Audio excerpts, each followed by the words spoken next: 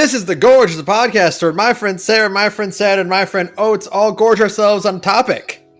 On topic, The Gorge is brought to you by Patreon. That's patreon.com/thegorge, where for just $5 a month you get access not one, but two entire podcasts. $5 gets you Takeout, a monthly commentary track where Ben and I decide we don't feel like playing anything, so we watch something and talk over it instead. And $2 is a grab bag tier. It is everything that isn't Takeout. That's just how I'm describing it now. It is all kinds of fun stuff, and it's only $2 a month. And both of those tiers get you cutesy little things designed by our good friend Saturn in our Discord server, which you should also join. And I think that's everything in terms of plugging. That's patreon.com/thegorge. We got a lot to get to, so just, Yeah, I'm just speedrunning it. I'm a proud supporter of their $2 tier because I love being fed garbage. That's right. And having a little hamburger icon next to my... Well, I don't have the hamburger icon. I'm a mod, so I have a little Potteroo. But you could theoretically have a little hamburger icon next to your name. Don't you want a hamburger? Don't you want a hamburger? I do, yes. Constantly. Yeah, I would actually like a hamburger right now. Every day in my life. That's right. Anyways, hey, we're back with more Venture Broders. And we're talking about the best season, and then I guess those other 3 seasons that came after it. So I was actually thinking, because there's kind of a division of eras of the Venture Brothers. Uh-huh. There's season 1 through 3, and then there's 4, 5, and all this in Gargantua 2. And then there's 6, 7 in the movie. And they kind of all split pretty evenly in terms of, like, the structure has significantly changed. Right. I guess my only argument against that is that 6, 7 in the movie are, like, a relatively short miniseries, and 4 and 5 are like the longest season and the shortest season in the entire game, in the entire series. So much like Umineka no Nakukoroni, they give you a really fuck off long one, and then just a ridiculously short one after it. That's right. Mm-hmm. Mm-hmm. So I'm figuring we'll see how far we can get in this episode. We'll see how far we can get. How far we can get. I have a bad feeling if we get going on it, season 4 and then a majority of season 5 are going to be 3.5 hours long, though. So Ben might be right. Well, we'll see. Oh, actually, that reminds me, I need to open up the Venture Brothers episode list because it's important. That's what I do too whenever we do these, so that I can remember everything. Anyways, since last season we did everybody arguing for their favorite season. It's my turn because season 4 is the best one. Well, we already had this discussion. Let's hear Sarah's argument for season 4 being the best one before we cut out from under her. Season 4 is the best one because it has got all of my favorite episodes. It has all of my favorite character development stuff because it means that Hatred is running, because we get Hatred running around being the boys' bodyguards, but Brock is still around a lot too because he's off doing the Sphinx thing. Sphinx. Thank you. And there's a ton of characters all running around and interacting with each other too. It's the best one. It's when the Venture Brothers ensemble cast is the most filled out, and it's the most Venture Brothery season. Also, it's the season where 21 gets to become 21. He gets to be a real boy. He gets to be a real boy. He starts his actual character arc of becoming extremely cool and competent and fun. Hench for life. It rules. Yeah, Hench for life. It rules. Best season. It's not even close. If Brock was more obviously dorky instead of you notice that he's dorky. Yeah, exactly. If he wasn't hiding it as well as he does. Fucking season 4 owns. It has one of my favorite finales. It's got it's just so damn good. It's so good. Now the thing is, and feel free to veto this if you don't want to. Uh-huh. I kind of want to go episode by episode with season 4. I feel like we'd be here forever. So you're cheating to admit that you want to do this into 3 parts if you're going to do it that way. Because I'm going to tell you right now, if we do it that way, season 4 is its own fucking episode. Yeah. We can at least start with episode 1 and see where we want to go with there, because I feel like the lead in for episode 1 is extreme. Like, the episode 1 of season 4 is like Venture Brothers at its most high concept of juggling A, B, C, and D plots. Yeah. Being told out of order. Yeah. Because this is like where we get, the story, like how Brock, survived from the thing with last season and like met up with Sphinx. And then we also get the whole plot arc about the the mint condition Marvel Comics #1 valued at $500,000 Asterix. Excuse me, that's like $5 million. Yeah, and then also, while this is happening, there's a group of neo-Nazis who are trying to get Rusty Venture to clone Hitler, whose soul is trapped in a dog. The dog's name is Giant Boy Detective, by the way. That's right. And then, meanwhile, we're also dealing with the fallout of how Hank is handling the situation by way of seeing him constantly treating Sergeant Hatred like he is his new stepdad. That's right. Absolutely. You're not my real dad. Yeah, exactly. It's just so funny. Like, every part of it is so funny. And like it's the episode, we didn't even talk about this last season because we did talk about this a little last episode. But so last episode, like the last episode of season 3 is the one where 24 gets got, right? Right. But that also means it's the episode where all of the clones get got. Yeah.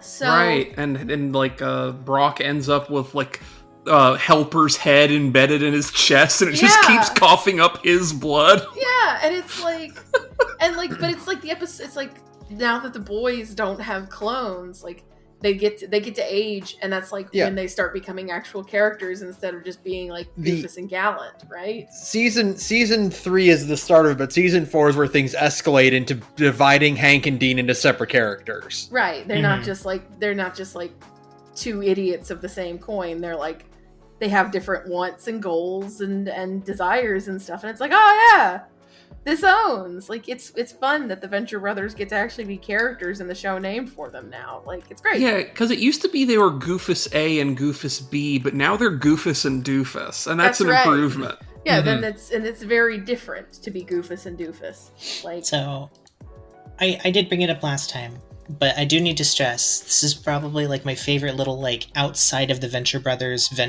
canon is Adult Swim fucked up the broadcasting on this, right? So they accidentally played the first 15 minutes of this episode twice in a row. Yeah. And then they did it again for the rerun that, because, like Adult Swim, they always do like, hey, here's, we really only have like enough in the block for like 3 hours. So we're just going to replay the first like 3 hours over again later at like 4 a.m. Yeah, they did it again. Yeah, that's so funny. Oh, I love that. So what they did in response was the very next day, there was like a little, like the usual Adult Swim blurb was like, hey, we fucked up. So they just played the same episode of Venture Brothers over and over for a marathon. Oh, it's so fun! It's so funny. That's so perfect for out of all the episodes to fuck up with. Oh yeah, the episode that has like the fucky timeline shit going on. The jigsaw puzzle plot, yeah. It's like a jigsaw puzzle episode. I would love the roguelike version of Venture Brothers. Of Blood of the Father, Heart of Steel, where it starts with the first scene, and then it randomly chooses a scene from the episode, even if it's already plays it, and goes on until it finally manages to roll the end of the episode. I'm gonna program the Blood of the Blood of the Father, Heart of Steel roguelike game. You know what? I'm realizing it actually is the Bakano episode, because the very first scene is them showing you everything that laid out at the end of the climax. That's right. Yeah, that's true. It's so good. It's the best. It's the best way to start the best season. And yeah, like, because we get it's when we really start to meet like all the Sphinx guys. We get to meet Sphinx. We get to meet Shore Leave and like and Hunter Gatherer is back. Like that's all stuff that was in the previous season. But the previous season doesn't have a lot of Brock in it, you know? Right. Yeah. So we're starting with this new status quo for Sphinx. Sphinx. which means we can kind of go back a little bit and talk about the other best character in the entire series, which is Hunter S. Thompson by way of Colonel Hunter Gathers. That's correct. Yes. Who has probably the funniest narrative in the entire story, wherein your lead up to the reveal for what kind of character he is like Brock's like kind of father figure. Mm-hmm. And then immediately kind of cutting away the drama of that by revealing that, Gathers has kind of like a series-long kind of background plot of transitioning and then detransitioning and then regretting the detransition. But only missing the tits. Which But is only the missing the funniest tits. part. Also doing this while changing sides in this secretive back conflict like 4 different times. Mm-hmm. Basically, like, whenever we learn about the OSI versus the Guild versus Sphinx, Sphinx. we learn it because of Hunter-Gatherers' position within either of the 3 different factions and constantly playing, basically being the Bond girl. Yeah. Kind of, yeah. Extremely funny character. And now, like, he's around and he's just in charge at this point. And, has tragically removed his breasts, but is constantly bemoaning how much he misses his breasts. Which is just the funniest character trait. Inside of me, there's a woman screaming to be heard. I love the scene in this episode where Brock goes to the back alley doctor that performed the surgery on Gathers, and he assumes Brock is there to also transition into a woman so that he can successfully kill Gathers. Yeah. That also has the great bit of where the doctor jokes like, "Oh, how do you know that I won't kill you while you're under?" And Brock just looks at him and then pulls the pin on a grenade and shoves it in Helper's mouth. And then also the line where, continuing the theme from last week, where there's a line that sticks with me forever. It's ever since the Iron Man. The Iron Man, yeah. Oh man. Which really ages this episode, doesn't it? Holy shit. Well, I learned while watching all of having watched now all of the Venture Brothers, they actually love their extremely their jokes that are going to age badly in 10 years. Like, every season has them, and I'm just like, okay. I forget if we mentioned it on last episode or if it came up in, like, ancillary conversation, but the instant you try and reckon Venture Brothers with its references, like, giving it a tight chronology, the entire chronology of the show fucking falls apart. Oh, absolutely. Yeah. It's made easier. Like, you can swallow it easier knowing that the heavy implication of the season 2 premiere is that we've been pretending for many years at this point, but we don't know how long, that Hank and Dean are 16. Right. Yeah, and like, because I remember one of the ones that happens in season 4 is like, because season 4 is like, comes out, or no, it's not season 4, it's season 5, but it's like, there's a reference to Game of Thrones that would put the moment being referenced, like, a clean 3 to 5 years out of when it's supposed to be. Yeah. And it's one of those, like, when you start thinking about that, because like this was like an ancillary conversation thing where we were trying to figure out like the timeline of the Venture Brothers, because we hate ourselves, I guess. And then the exact moment we realized it was a fool's game was when somebody brought up Game of Thrones, and it was suddenly like, oh, nope. Never mind, fuck it. We're not doing this. Because now I remember it's because season 3 is when the official timeline kind of stops, because there's an episode in season 3 that makes explicit reference to it being 2008. And they stopped doing it after that. Because the time frame for the Venture Brothers is current year. And it's comic book time. It's don't worry about it. But we are going to keep making pop culture references to our heart's content, and fuck you. Frankly, it wouldn't be as funny if we didn't have the pirate captain occasionally making really dated topical jokes. That's funnier because they got more dated. No, one of the funniest jokes in the entire show, and I don't think it's in this season, but it's like one of my favorite jokes, is when the pirate captain is talking about how he named his ship after his first love. Yeah. Shorely goes, he didn't name it after his first love. That's an episode of Degrassi. Yeah. My favorite. And how that might... sorry, before you go. And how that implies he hasn't been at sea Yes. as long as he said. Because that episode... Because that episode only came out in like 2001 or 2002. So like he wasn't even at sea. He was at sea for like 2 months tops. Like not long at all. It's really funny.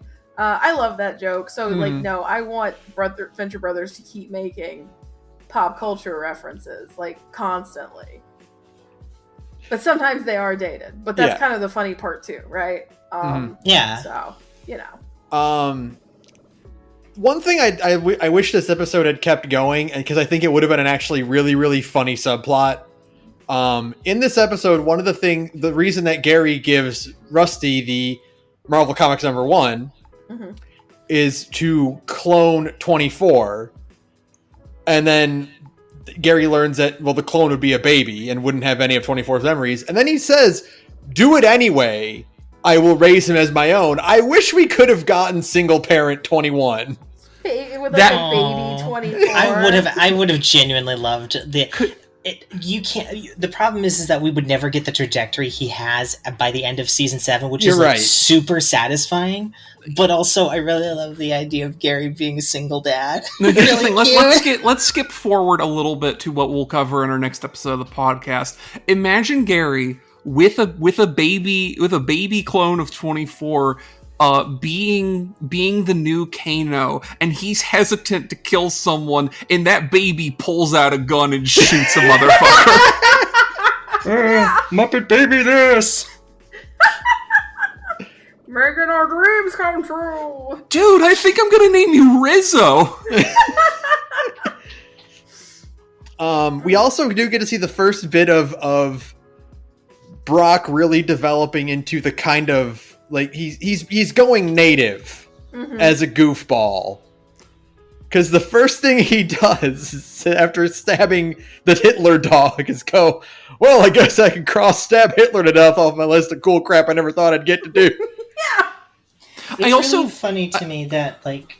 Sorry, you continue. I was just going to make a quick mention here. My favorite part of his Sphinx look, by the way, is this weird, inexplicable, like, Metal Gear Solid 1 eyeshadow he has that makes him look really sinister.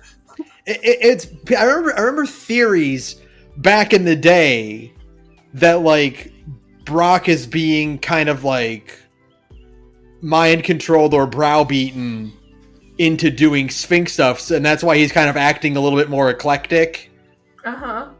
But no, he's just Brock. He's just kind of, he's finally like, because like Brock is always like I wouldn't say the straight man character because he's insane, but like he doesn't do the goofy shit. But now, like, I guess because we have so many other characters, Brock gets to do the goofy shit, right? I think part of it for me, like the way I had always read it is like he's having so much fun with Sphinx. He kind of forgets he has to sleep every now and then. Like, he's just having a blast and being kind of like a kid again.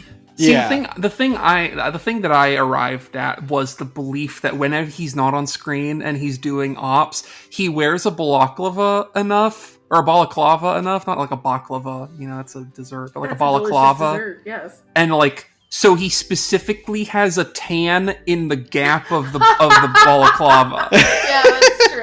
He did actually wear it for the beginning of season 1. Yeah. Like, or a season 4, like, premiere. So, you know what? That might have been a thing where they just, like, kept it because it was funny. Yeah. It's really funny. In actuality, it's just he got a slight redesign as they got more advanced with their ability to render these characters out, but it's still... It's also the season that gives Brock, like, his pupils, which is a look I never got used to.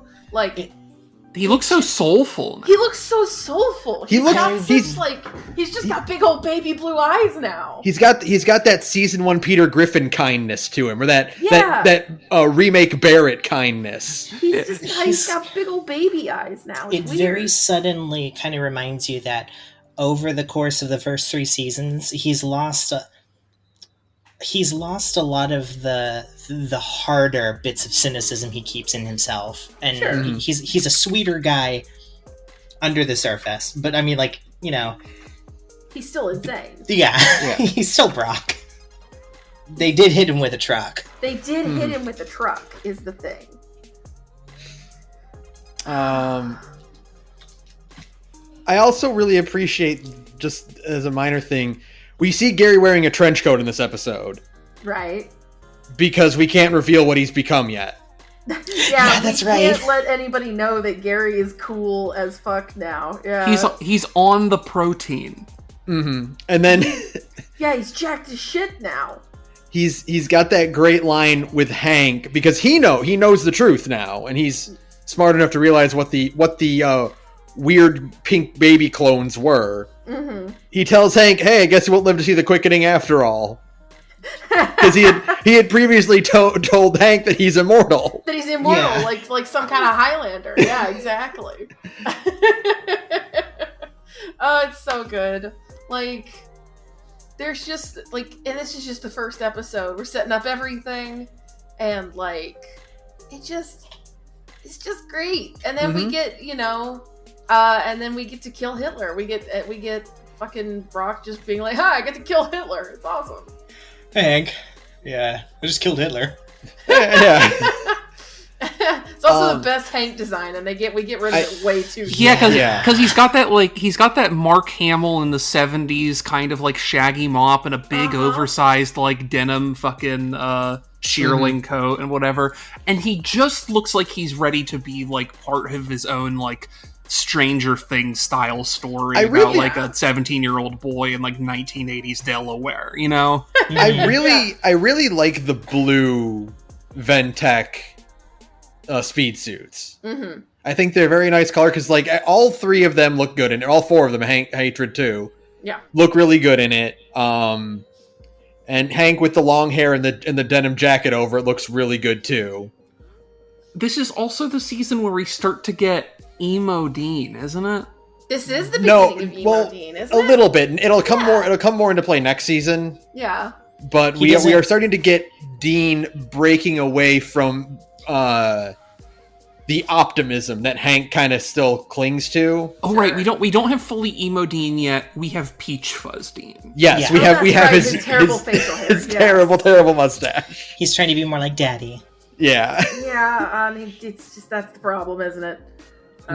He's like, I'm going to be more like Pop. You don't do that. The problem is that Dean has daddy issues Rusty, while Hank has daddy issues Brock. That's right. Yeah. Anyone have anything else to say about Blood of the Father, Heart of Steel? I think we can move pretty quickly past episode 2 with the single caveat of Batman's in this one. Batman's in this one. It's a bottle episode, but Batman is in it, so that's cool. That's right. It's got Kevin Conroy in it. We love him. I love the joke that Captain Sunshine is not a child molester. Right. He's just weirdly clingy. He has a horrible emotional stability with regards to grief and the concept of grieving over loss. Mm-hmm. To the degree that he backpedals and regresses in age to when he was the original Wonder Boy in like the 50s or whatever, which is fascinating and adds a bunch of like layers to the uncomfortableness of the situation. Mm-hmm. But he doesn't touch Hank for that reason. He just wants normalcy. That's right. Yeah, because the joke about the butler telling Hank to apply Astroglide. Yeah. So he can go down the slide. Yeah. Exactly. Yeah, and then later on, when the Monarch gets forced down the slide, he like burns his ass. Yeah. This episode is there's a few other things about this episode. This is the episode where Doc and Jackson realized who Hatred was. Right. In comparison to Brock, because they realized Brock would never let himself get hit with a shrink ray to hide in a bag of money. Right, yeah. And they're like, we know exactly what Hatred is here for. Yeah, once that clicked, like, now we know what to do with Hatred. He's a guy who will go along with anything. Hatred will let you play Dreamcast well into the night. Well, Brock will tell you to put that shit away. Yeah. Go to bed. Yeah, exactly. Turn off Sonic the Hedgehog. I'm trying to watch a movie. The other thing is, the other thing I want to talk about with this episode is, it has a lot of interesting payoffs for the idea of, like in the background, we have heard a lot of different stories about how the Monarch did have another character he arched, and it seemed like mostly for petty reasons. Mm-hmm. And there's just the slow buildup of like, who the hell is Wonder Boy and Captain Sunshine, and I guess like there's a bit of a like really strong emotional payoff too. We have a bottle episode to finally show you who that is, and it's Kevin fucking Conroy. Yeah. Playing Conroy. Superman. Yeah. Which I love in their commentary, they kept saying to Kevin Conroy, just sound more like Batman. We have Batman in our recording booth. You need to be as Batman as possible. Yeah. Be as Batman as you want to be, right? Like, which is funny because he's doing he is a Superman. Captain Sunshine is literally just Superman. Yeah, it's just Superman, but if Superman had a boy sidekick like Batman does. I think my favorite part is the implication that like Jackson and Public were probably just like, hey, you need to sound, or you need to sound as like Batman the Animated Series as possible, and Kevin Conroy rightly went, oh, so I should sound like Adam West. I got it. All right, boss. Yeah, and he just runs with the Adam West thing. It rules. It's so fucking good.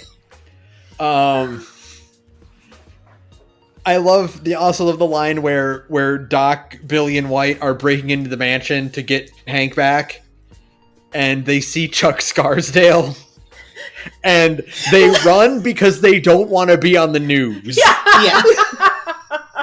Yeah. Oh man, that's so good. The running bit that Captain Sunshine still thinks Monarch is immune to his solar powers when he's very clearly is not, and gets fried several times. Yeah. This introduces it references a fun bit where whenever Monarch is feeling insecure, he likes to try to needle someone else who isn't there. Right. Because there's the bit where he gets back after being literally dropped off in prison, and he's looking around like the wrecked cocoon, and he sees how bad Sheila got hit, and he's like, "Did Captain Sunshine look old to you?" Yeah. Yeah. Like he says he's starting to look like he's getting to that age where he looks like everybody's aunt. Yeah. Skin like taut leather. Yeah. There's also as a good bit where Monarch and Gary are surprised to see Hank, and there's something about the way they treat Hank's appearance in the midst of this like maniacal arching where Monarch is probably trying to kill Captain Sunshine. Right. And he's like, "All right, Hank, go home." Yeah. and 21 punches him, and he's like, "Oh, I'm sorry I had to pop you one, but you're being a little dick." Yeah. Again, it's very funny how we have that original like the season 1 episode 1 where it's like, oh, maybe we're going to have to adopt Hank and Dean.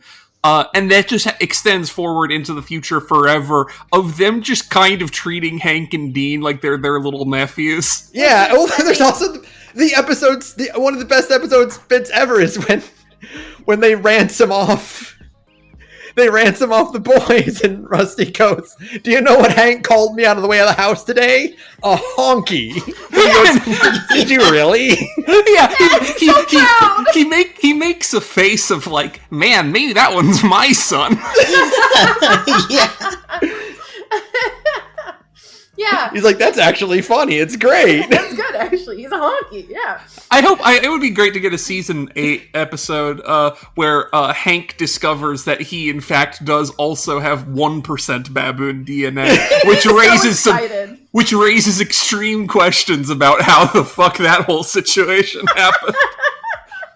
Also, the other minor gag of when Monarch demands $1 million, it cuts to Doc and Hatred looking through their wallets. Yeah. Like they're just gonna have $1 million on them.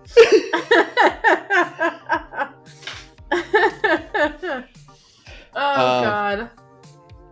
The thing Okay. is, they're all so stupid. They are The thing all is, so dumb. The reason that I love the show the most is because everybody is so fucking stupid, right? Now, It's the other bit where I can't remember what the line of dialogue is, but like Monarch demands something of Hatred, and when they're doing the exchange, like in the middle of the road, and Monarch makes some kind of demand, and then it just in response it just cuts to Hatred vomiting. Yeah. Because he had like a pound of pistachios. Yeah. In a it's hot like he was spider like, hole. in a hot spider hole. So he's just like extremely like why would heat you- stroke. Why would you be eating salted pistachios in a spider hole? Because he's Have- stupid. have you looked at Sergeant Hatred? That man doesn't make good dietary decisions. Like, I love him, but like that man's like, if he gets a little mad, his whole face gets pink because his blood pressure is near critical. You can't. We have to cut him some slack. He is. He's only made those bad dietary decisions because he had steroids to back him up for like 30 years. That's true. Now, I don't want to rush us along. Yeah. We're still on the second episode of 16 of season 4, we gotta and move we've on. been here for half an hour. I guess we should pick up the pace. We should pick up the pace. Yeah, all right. Yeah. Okay. Next is Perchance to Dean, which is good, but only because... Okay, well, not only because, but, like, the prog rock joke is one of the funniest. Yes. Oh yeah. No, it is the funniest thing in the world. Importantly, we get confirmation to the thing you might have suspected when this show started getting really in on prog rock, which is that Dean is in fact named after a legendary prog rock album cover artist Roger Dean. Which I think is kind of sweet, really. Yes. It's like the only time that Doc shows any kind of sentimentality is that he named one of his kids after his favorite prog rock artist. Mm-hmm. I would love to know the origin of Henry Allen.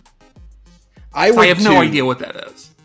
I have no idea. Yeah, They never make any tried to jokes about it in Google the show. and we couldn't figure anything out. Yeah. We do get the D19, Yes. the Rest in weird peace. Hunchback of Notre Dame, Yes. who goes from being completely batshit insane to occasionally showing bits of like weird logical cynicism. Mm-hmm. Where the hallucination of Rusty mentions that he's a hallucination. Yeah. Which is like a really funny callback to Careers in Science, where that also happens. Yeah. Where that also happens with the hallucinated Jonas. I forgot about the like- bit where Where Jonas is like, "Well, I'm your imagination," you know. It does almost strike me as being a little surprising that whenever we get the later episode where we talk about some of the symptoms of clone-related genetic degradation, that they don't mention self-aware hallucinations. Oh, I know, right? I like the bit where even D19 doesn't understand what Dean is talking about when he's like, "I'm sorry, I made you." Yeah. Like, what are you fucking talking about? I like the idea that Dean's idea of super science is still just doing more shrinky dinks. Yeah. Like he's just doing shrinky dinks He out of just- hair. He just wanted to grow. He just wanted to stop balding. Yeah, He so just it's wanted like, to what grow if his hair back. He just wants to grow his hair back. Sorry, buddy. You got them real fucked up genetics. Hank got all the good ones. Sorry, dude. We've also got the dumb scene where Hank and Dermot think they killed Dean. Even in this dire strait, Dermot still won't stop making dumb shit up. Yeah, Yeah. it's really good. I mean, it's a personality trait. He gets it from Dad. That's right. Also, to I guess finish on this episode, there's not too much to talk about in this one. Great post-credit scene. Yeah. Yeah. Jimmy Buffett. Hank is listening to Hatred's Jimmy Buffett records and gets in trouble. I was loved having it. a case of the Mondays. You know that Hatred wears Hawaiian shirts specifically because that's a Jimmy Buffett day. Oh, Yeah. absolutely. He Oh, yeah. definitely like if he wasn't wearing his uniform, he would have his wardrobe is 95% Margaritaville and South Carolina t-shirts. Yeah, I took Princess Tiny Feet down to Aruba for vacation once, and she got all that white sand on her teeny weeny little toes. I just couldn't help myself. Just that little white maze. A little dusting. And that's why I've got a public indecency charge on my record. But don't worry too much about that one. It's not the worst thing on there, that's for sure. Thing on there. I also love that the opening is Rusty and Brock clearly not realizing they were both roommates in college. Oh yeah. Oh yeah. They have no idea. And Brock not saying a single word the entire time Doc is showing him around the clone facility. Oh yeah. It's also great because we get one of the all-time Brock looks where he has his mullet with shaved sides and he's wearing one of those $20 bodega ponchos. He's so fucking cute. He looks so good. With his rat tail. With his fucking rat tail and his shaved. It's fucked up. Brock has so many good looks in this show. That's the actual important thing about the Venture Brothers. Mm-hmm. Also, Rusty wearing like 70s style clothing in what can at generously very late 80s. Yeah. Generously. You have like extremely generously. Yeah. Let's keep moving on. Yes. Return to Malice, episode 4. Not too much to talk about this one. This is an episode where Wall 21 is trying to find out who killed 24 and like get everyone. He kidnaps the boys and like tries to Chinese water torture them to admit that he killed them, and then it doesn't work because he's doing it wrong. And then he eventually just goes like, maybe I killed him. I love that Hank refers to this as hanging out in Gary's tree fort. Yeah. Yes. This is also, I think, the episode where the Monarch and Gary, like, best friendship starts. Like, yes. This is the exact episode where it starts. Coincident, like, not by coincidence, this is also the episode where we get, we don't quite realize it later, but we get, like, confirmation that 24 isn't real. Because you see somebody else in his room briefly cross out names on the list for him, and his skull moves. Mm-hmm. I love that we get the I think this is the episode where we get the one-sided conversation with the skull, where we do see the hallucination. Mm-hmm. But there is a bit where he starts talking to himself, like he's talking and we don't hear 24's responses. Right. Talking about the name of their plan. Mm-hmm. Oh, yeah. Also, just for, like, trivia reasons, the reason why the Chinese water torture thing doesn't work is because you're supposed to have it set so the drops come at extremely irregular and unpredictable intervals. Yes. And if you have it set up like that and the flow of water is relatively consistent, it basically does not do anything. That's so funny. This episode has a really, really great scene between Sheila and Rusty, where they're both just kind of sitting on the front steps of the observatory, and Rusty makes a few lines, but they kind of just have a normal conversation. When Rusty isn't trying to get into her pants, the two have an incredibly strong rapport. Like they could be best buddies, which immediately raises questions when you start to think about it for even a moment. Yeah, that's the thing, is that like there's all these like little these little hints all over the place. It's like, wow, Sheila sure gets along with Rusty pretty well. Like there's the line that like kind of made me realize that like, oh yeah, these are just two people talking, is when Sheila talks about how the observatory opens up to shoot a giant laser, and instead of finding some way to, because he's like, oh yeah, I heard it go off, instead of finding some way to brag about that, he still goes, it's probably why I have tinnitus, because it's super loud. Yeah. And it's like, yeah, he's not trying to brag or, pretend to be Rusty Venture Boy Adventurer for her. He's complaining about his dumb, fucked up childhood. Right. Mm-hmm. And like he doesn't do that if he doesn't like trust someone, you know? Yeah.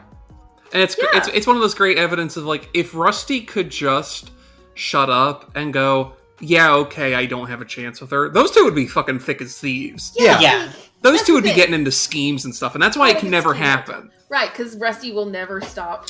Which is Getting in why his own I way. think in season 8 they should break up the status quo and hear me out. Uh-huh.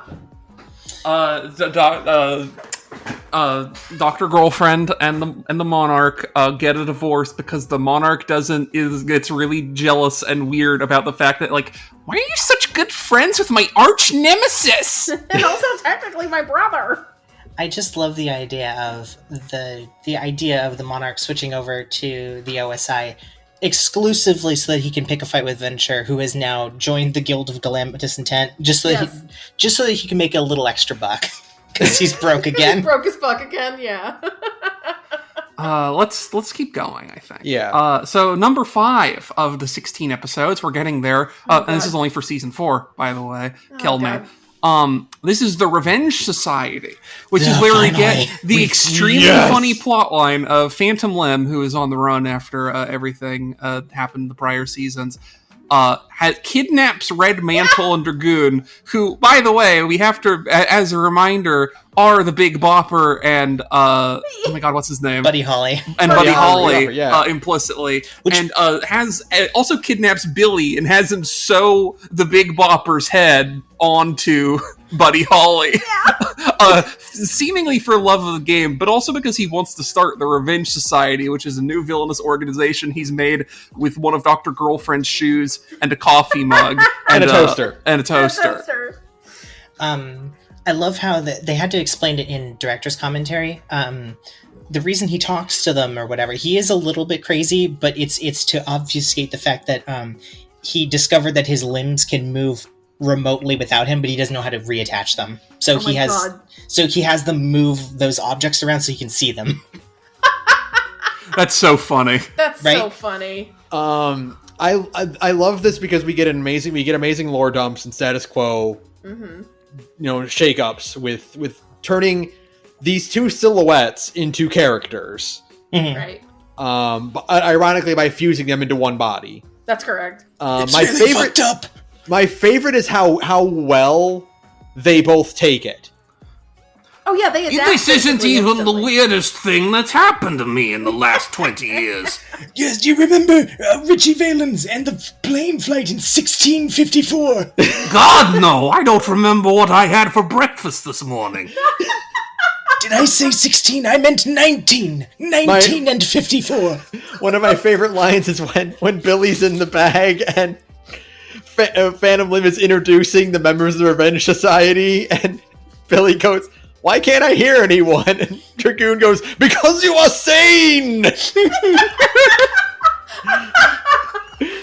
man is a Fruit Loop!" And appropriately, these are two who we get in the Venture Brothers Christmas songs. We get them doing Mr. White Christmas and Mr. Green Christmas. That's correct. Yeah, which is very good.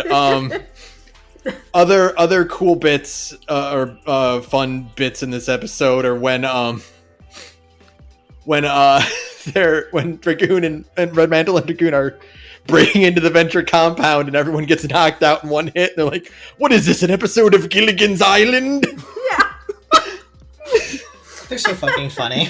And those two end up becoming, like, in the course of those two are, like, they're basically B-listers. Like, they are, like, some of the most important recurring side Instantly and characters. immediately, They're yeah. constantly showing up. They're everywhere. They always have fucking goofs, and it's great because they're two of the funniest characters in the show.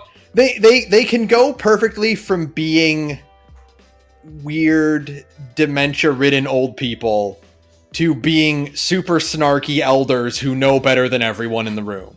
I think this is why, again, like, when I'm like, okay, season 1's my favorite, even though season 4 is the best. Season 4 is my second favorite because it's the season that is writing the second most amount of insane new checks. Mm-hmm. Yeah, absolutely. Because Just we invented two old dudes to stick them together like an Etten, and all they do is make jokes.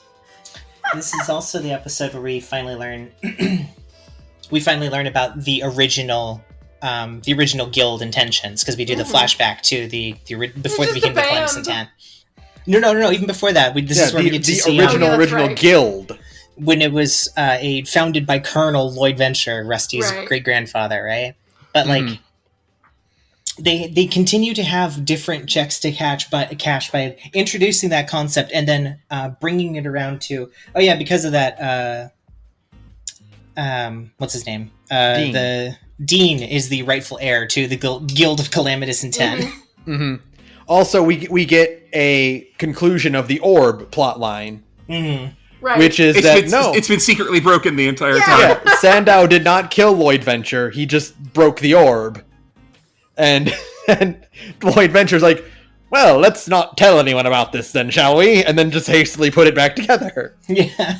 The fun thing is, if you listen closely in the Orb episode, the original Orb episode, where you get the flashback with Sandow and Colonel Lloyd Venture. It's not like neck snapping, it's like glass shattering, right? The breaking is like a metallic glass breaking, not the sound of bone snapping. Yeah. So it's been hinted that he just broke the orb all the way since the beginning. The other thing is and this is part of the crazy theory. Shout out to the other guy on the Nerdist who also has this one.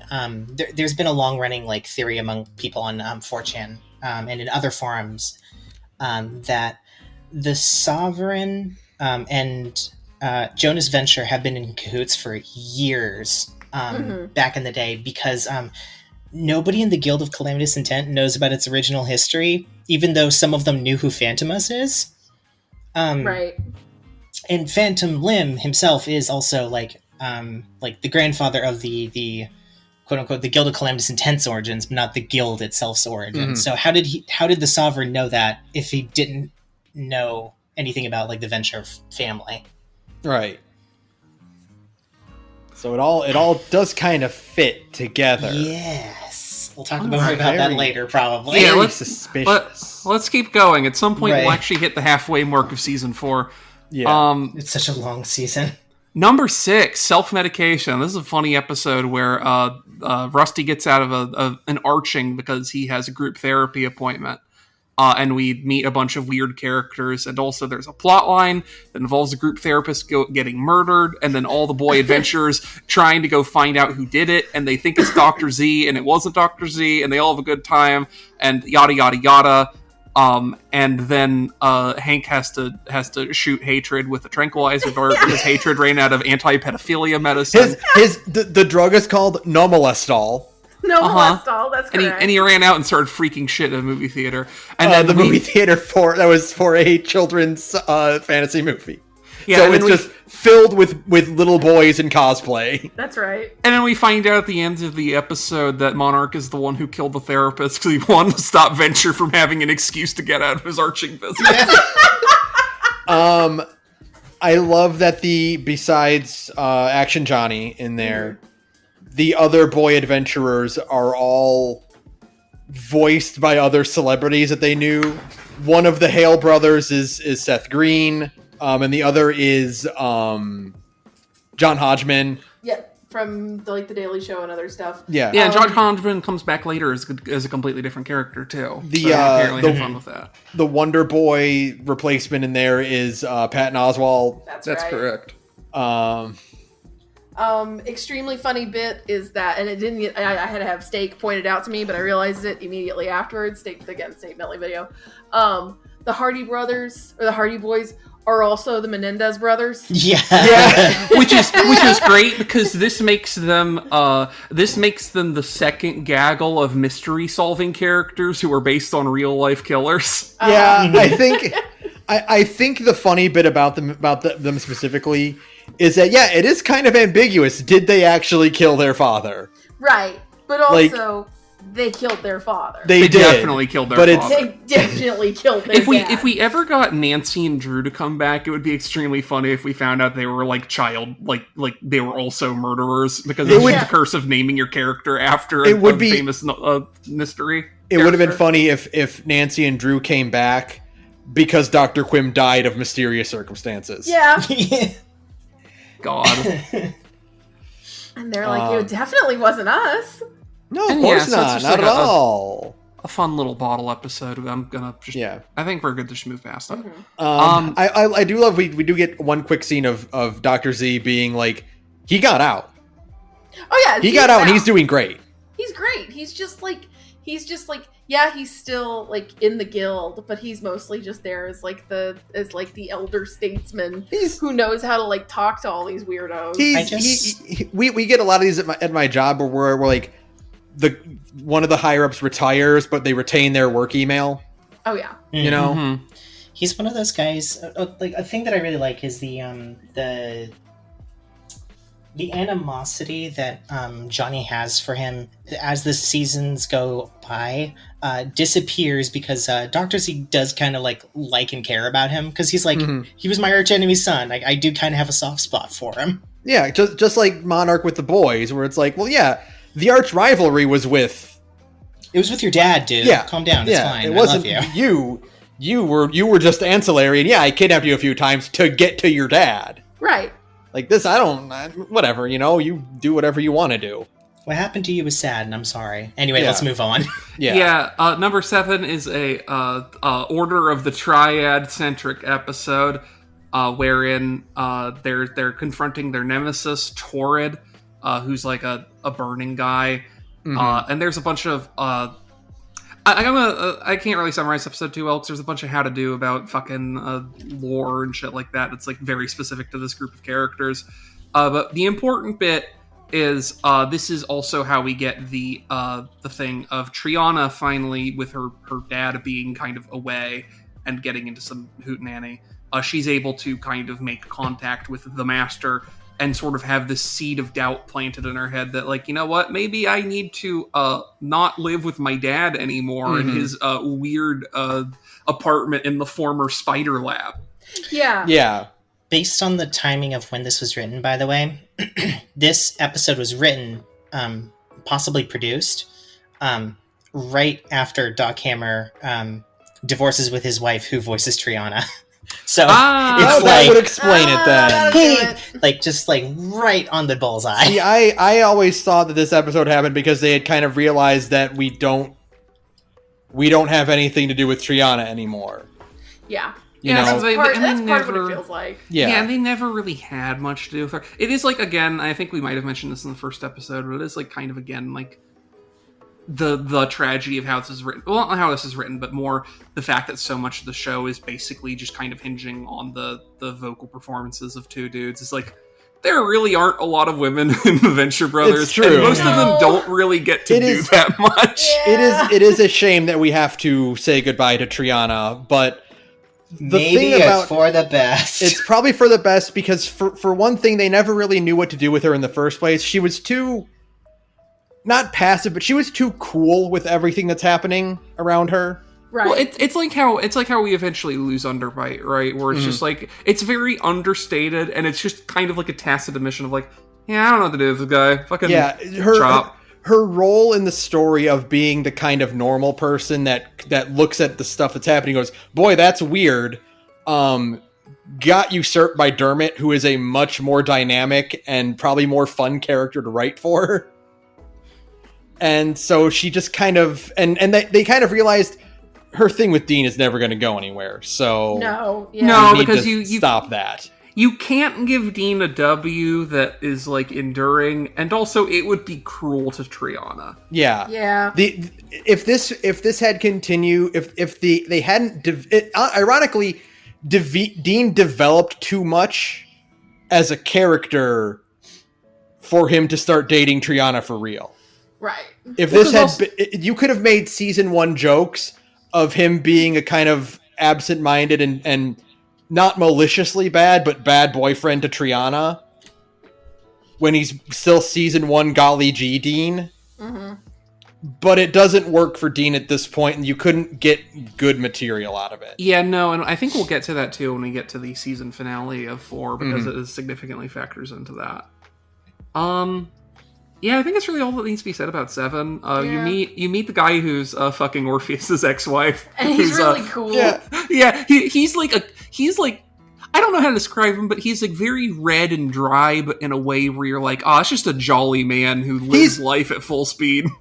I like the the comparison that they kind of make, where that he is just Orpheus's JJ. In that, on the surface, he does have everything going for him. He's got Orpheus's ex-wife. He's going to start raising his daughter.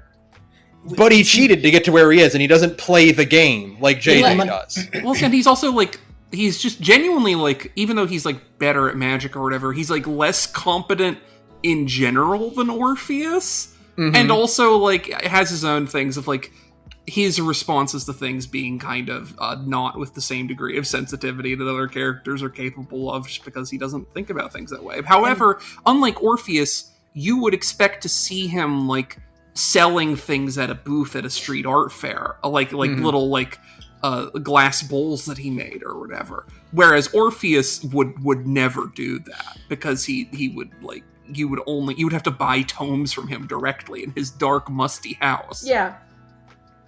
Much like JJ, it's only superficial, because, like, the moment you realize that isn't just, like, his ex-wife's new lover, that's Orpheus's like, pupil, so he's like 20 years his senior or his junior. Yeah. This one of the good lines in this episode is when Al docks points on Jefferson because he killed the cardboard cutout of Matthew Lesko. Yeah. Right. And I like that the master doesn't give Triana the full story to dissuade her from sticking around with Dean. Yeah. Because he implies that the reason that Dean can't have children is because he's been cloned over and over again, which he hasn't. There was one batch of clones all made at the same time. Right. It wasn't a constant cloning and cloning and cloning of one individual over and over again. Well, No, he's still like a weird gene pool, because, like, his dad has almost certainly been cloned. And I do have to stress, this does make me think, if Dean 19, the failed clone, had continued on, and he was allowed to just clone himself over and over, similar to how we made jokes about how Destiny 2 was did the same idea for clone, like diegetic game overs from First Principle. The Venture Brothers did create the Grenier from First Principle. Yeah, just imagine the version of the Venture Brothers where Hank and Dean, just, like, without being commented on, will just every so often just get noticeably uglier. Yeah. But I think that's what I think is interesting about it is that the master is doing this to get Triana away, because if he had explained, like, what the situation was and said, like, oh, Dean's a clone, she probably would have been cool with it. He had to give her something that would actively try to drive her away. Yeah. So I think that, and it's for everyone's benefit that he does that. Yeah. Oh yeah, and we'll see more of that later. Season 8, I think we don't really need to talk about that much, because this is really just setting up for this whole plot line with Monstroso and the investors. Mm-hmm. It's just kind of the introduction to that. There's a Monstroso guy who's, like, a fucking kind of scummy lawyer type. He's like a huge dude. He's the kingpin fused with, like, a devil type character, and and he has some arrangement with these three mysterious dudes with diabolical contracts who kind of hither, thither, and thither. You know. Mm-hmm. They work for the conglomerate of generalized insurance. But one thing about this episode that owns is that we really get to see how cool 21 is now. Yeah. This is the episode where Gary fights Brock and survives. And it's a direct callback to Tag Sale You're It. Right. Where in that episode, 21 tries to swing the fake lightsaber at Brock and then gets punched in the face. And they do the thing of we meet at last, do I know you? And in this episode, 21 goes, oh, don't give me that shit. Yeah. And yeah, he almost beats Brock. Yeah, he gets to fight Brock, and you realize, like, oh shit, 21 is, like, extremely cool now. I mean, he was always cool, but he was cool in his own way. Yeah. Oh, it's always cool.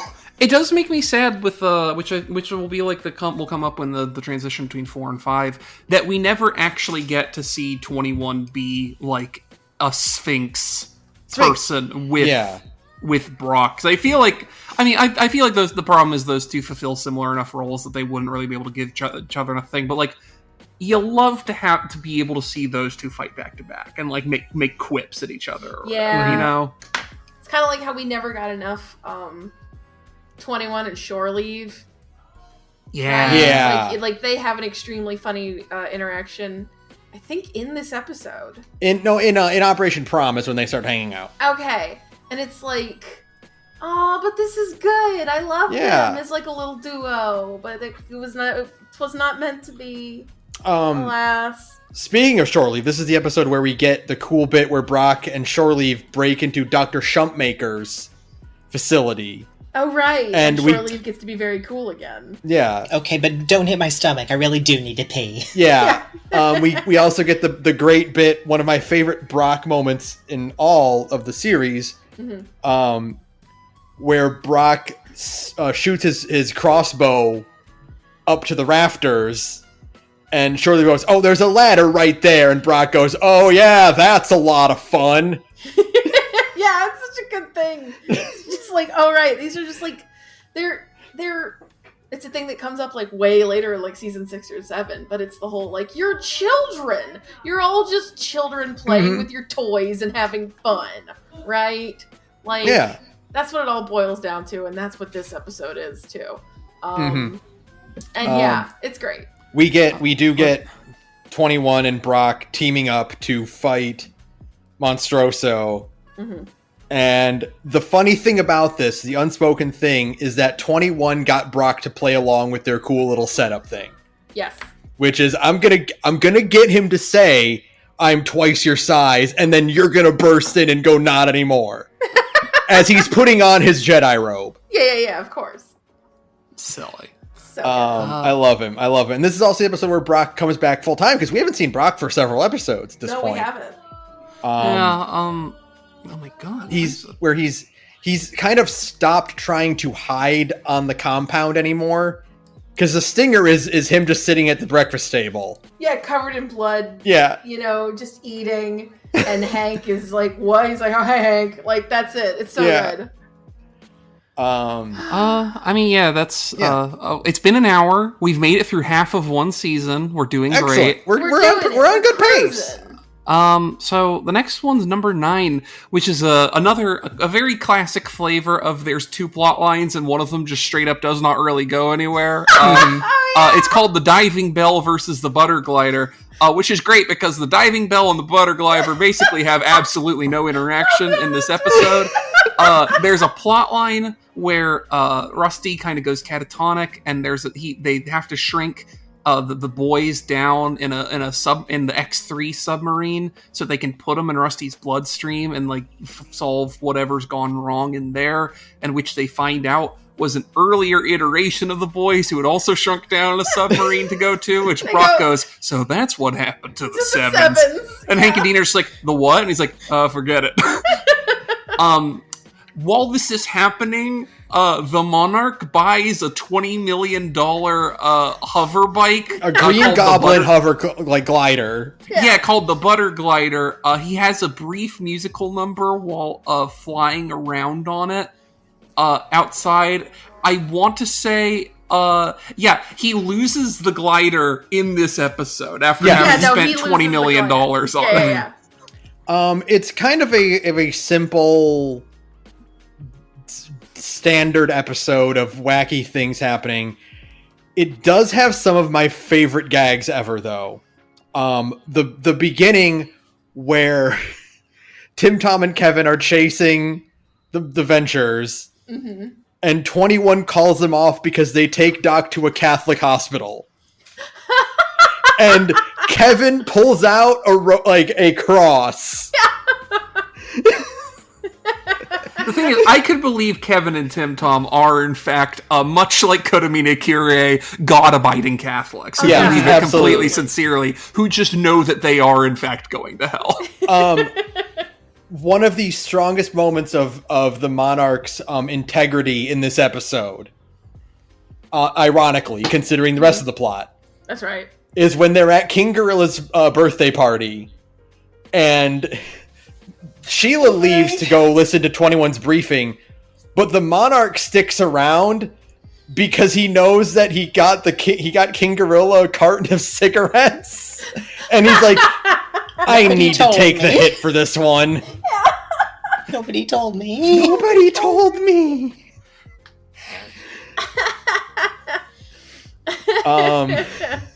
He's like, I gotta stick around and like explain myself. Like I cannot shirk on this one. I need to own up to this one. Oh my god. Well, it's him making a very tactical decision, which is the understanding of like, if they give that gift from him and he's not there to immediately explain it, there is absolutely no opportunity to salvage it. Yeah. Whereas at least if he says, look, nobody told me. Everyone's gonna like, oh, okay.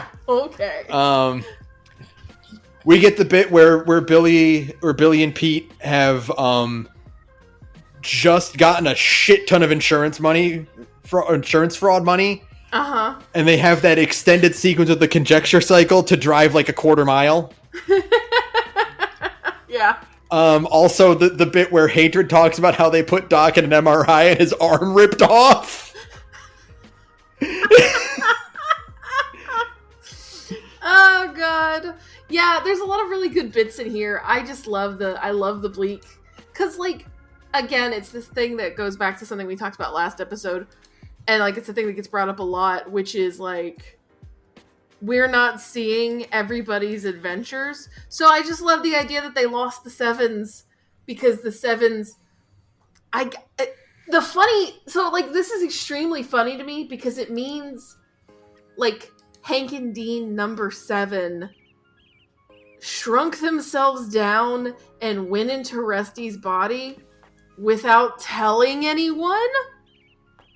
And it means that they just like we had the Sevens go totally missing and like they never found them. So they're like, okay, well, we're just going to boot up the number 8 clones, right? How long did they wait before they did that? How long did they wait? Exactly. I'm going to assume not too long because they talk about how Hank and Dean have a habit of running away and camping out in the compound and then coming back like a day later. And so when like, oh, they've been gone a month, they're dead. When that didn't happen, it was just, well, time's up. Oh, it's so funny. It's like if you lose a pet gerbil down like the vents in your house. Yeah. Like eventually you just assume like, oh, Mr. Sprinkles is dead. Okay. Yeah. Even if you don't actually find the body until 10 years later when you're doing like renovations. I don't remember if we've already had moments in this season that allude to it, but we know at the very least by the end of this season that the Monarch couple have a very healthy, very happy, fulfilled relationship, and they're swingers, so they don't have a whole lot of jealousy issues. Right. However, Dr. and Mrs. the Monarch really hates the butter glider because it actually is ruining her relationship with the Monarch. Right. Well, yeah, because he puts it in bed. Yeah, yes, my husband, and the $20 million hover tank he bought. Yeah. He keeps fucking it. I can't. Oh, he keeps fucking it. I can't look at it in the eyes anymore. It's not my fault. It was made for me. This is the second time he's given a robot chlamydia. The first time, I just thought it was a one-off thing. I'm starting to think he's developed a sexuality that I'm incompatible with. He's gonna bust out like a Doctor Who Cyberman costume for her, and she's gonna be like, no. I can't do it. No. Listen, baby. I ain't putting on that Megatron costume or whatever it's called. I have my dignity as a woman. Gary showed the Monarch a picture of like RC, and he's like, Well, she goes, look, if you're gonna make me wear a Transformers outfit, can it at least be RC? And he goes, fine. If you don't want to be the gun robot. Oh. He really thinks if she puts on the cosplay, she can transform into a gun, turn so into a he gun. can kill Yeah. Dr. Venture with her. So what are you gonna dress up as, Starscream? Starscream and RC? I think not! That is actually a good couple. I have no idea. I'm just making jokes. I love the bit in this episode where they're flying through they're swimming through the submarine in Doc's bloodstream, and Hank and Dean are doing Operation Commercial. Yes. And Brock keeps telling them to knock it off, and then Shore Leave starts doing it too. Yeah, one of my favorite bits. Like, what a great character. Oh, Yeah. Shore Leave, my love. Oh, Shore Leave. Shore Leave's the best. Best Also- character in the show. There's also the really, really good bit where Monarch finally gets into the compound, and he sees Pete and Billy, Right. and he's like, I remember you. Yeah, you had that radio station in college. You did that show. It's like, He's like, alright, "Oh." all these freaks went to college He's like, together. small world. Anyway, and then tranks both of them. Yeah. More season 8 things I wish we got is the rotating seat of who gets to be the Venture Brothers bodyguard, and us getting Shore Leave as the Venture Brothers bodyguard Oh, at some God. point. Oh, please. Please. I'm going to write my SJW season of Venture Brothers where, like, he's the bodyguard, and this is also the episode where Hank goes, you know what? I deserve a giant pair of titties.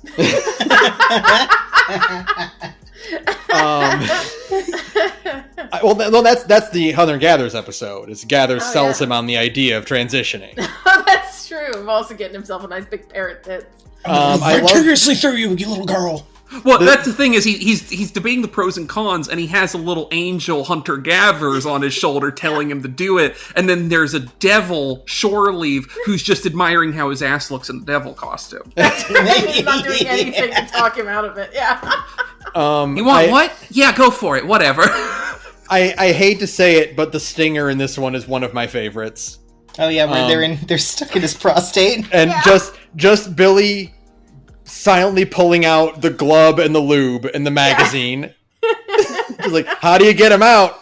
Well, here you go, buddy. Here you go. I was say, I think Billy is is trying to get Pete to do it, which is makes it very funny when we get to the later scene of Pete going, "Just eat the pennies." Yeah. Like, if you think he's being ridiculous, but you know at this point what Billy Quizboy has put poor old Pete White through. Yes. Mm-hmm. Okay. I think one's I'm good, number yeah. 10. Is One of my Pomp and- favorites. Pomp and Circuitry, which is the one where Dean and Hank finally graduate bed high school. Yeah. Except Well- Dean does. Dean Yeah. does. He gets his thing, and Hank does not. And this is a source of friction where Dean is now being taken by his dad to go to fraudulently apply for colleges that won't accept his fake bed credits. And Hank, I believe, tries to... Well, I think he starts by trying to open up a business, right? And then he tries to join Sphinx after that? No, he doesn't do the business first, because he Billy and Pete won't accept the dream jobs he wrote down. Oh, right. So he tries to go join Sphinx. Yeah. And then they basically tell him no and try to haze him out, but he keeps passing all of their tests. And it's one of those things where, like, it's probably one of the what I imagine is Doc and Jackson were writing this episode, and they got to the bit where the joke is Hank tries to join Sphinx, and then they both kind of sit there and go, he'd actually be really good at this, wouldn't he? Yeah, that's the thing. That damn boy's a loose cannon! I can't take him! Like, Hank lists off his qualifications, like, I've been to every continent, including Atlantis. Right. Yeah, that's right. He's spent years, watching Brock's every move. Right. Like, he knows and has done all of this crap before. And he can't be killed. Yeah. He can't be killed. He can't be tortured. And also, I recall they try to wipe his memory, but it doesn't work because he had the sense to secretly put on a tinfoil hat while he was in there. And he can he can like handle all of the physical shit they like try to haze him to do, and he just like walks it off, right? He's just like, yeah, that was easy. And eventually they still tell him no anyway, and Brock's like, well, you have to be 18, and then he's like, well, actually, and he's like, you have to have your high school diploma. Yeah, he says you have to have a high school diploma, and he's like, oh, you know about that? And then he bangs his head on the console, and the diploma just got stuck in the printer. Yeah, and it comes out all crumpled. He's like, you also have to be 18. And and then which again is the funny implication that we know that based on the fraudulence of their age, he probably already is. Mm-hmm. He doesn't know that because he's bad at math, but Dean has probably already figured it out. Yeah, but I forget. Like, I know they weren't specific about it, but first there's some part in my brain that makes me go, if you do the math, they're like 19 at this point, but they think they're like 17. Mm-hmm. The B plot of this episode is also pretty interesting. This is where the actual Revenge Society kind of starts getting going, because Phantom Limb goes to talk to Professor Impossible, and you get that great scene of Impossible just wrapped all the way around around his office. Yeah. With the big long beard and just completely out of shape after losing everything. Right. You get the great line where they sneak into the college where Phantom Limb is hiding inside Richard's body. Right. And he pops out of the bathroom and Richard goes, thought I had to poop, but I guess it was just you in there. Yeah. And finally, after all this time... I know what it is. There is an episode where they meet Myra, where Myra says they're 19. Yes, that's it. And so that means that the original ones probably were 19, which means that the time dilation is such that they have lost about 3 years of age based on their actual biological age at the time. Because they both thought they were 16 at the time when she said that. Yes. This is all the stinger of this episode finally brings back Baron Underbite, who has been panhandling in New York this whole time. I'm impressed he made his way there all the way from Detroit, where his country was located. But I guess they were really serious about that whole exile thing. He was deported, so presumably he has been, doing the usual hobo routing, which is I was serviced legal papers which said I could not be within 200 miles of Unterland. They took to drifting. I'm just imagining Underbite and Manservant with the little hobo bindle, just like hitchhiking down the highway. Mm-hmm. Once I had to pawn my jaw. Do not ask me how I got the money to buy it back. Well, no, he didn't. It's a boomerang. It came back to him. Stupid. Let's talk about one of my favorite episodes ever. Any Which Way But Zeus. Yeah. I have no reason to think this, by the way, except that I believe it was... it might have been featured on MST3K, but I actually might be misremembering that. But I want to say this is named after not just the phrase, but specifically the 1968 monkey heist movie called Any Which Way But Loose. Oh, absolutely. That's what the pun is, definitely. Yeah. This episode is pure gold, almost entirely because of the summit cutscenes. Oh yeah. It's a really bizarre scenario where the fucking ghostly image of Zeus keeps appearing and kidnapping underlings and having them fight to the death. Which we find out very in short order, and then the guild and OSI kind of have a big meetup powwow to try and figure out what the fuck is going on and how they stop it. Which again, the rich tradition of B plot that goes nowhere because they basically have no influence in the situation getting resolved. Yeah, oh yeah, they're all completely useless, and that's the funniest bit is just all these characters who hate each other in one room. Working together to solve a problem and not accomplishing anything. Who are, for seemingly no reason, given dumb code names based off of 80s and 90s sitcoms, and also are not allowed to wear clothes. For no reason. For no reason.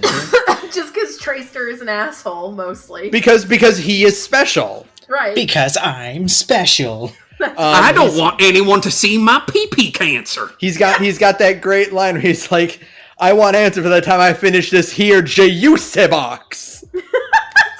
God, fuck.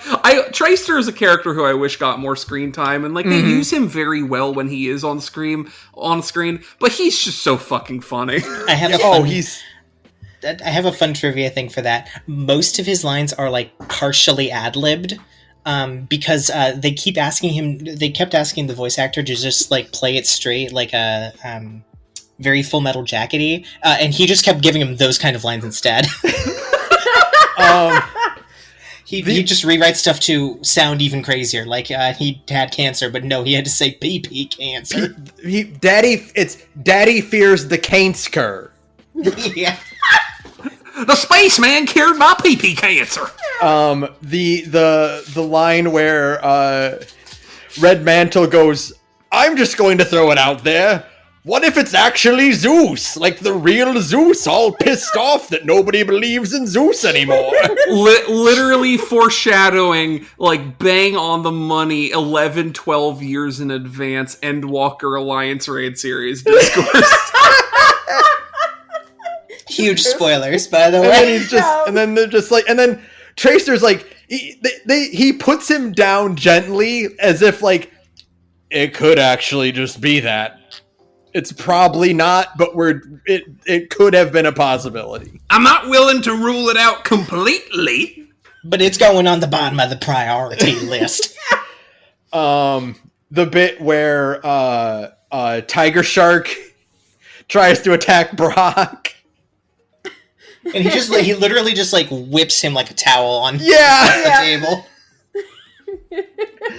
And we also, and like cutting back away from that to like the actual plot of the episode that has nothing to do with that, which is just great, is that we have this whole like really complicated situation where like 21 and Shore leave, and then I think Billy Quizboy and Pete White all try to work together to organize a prison break.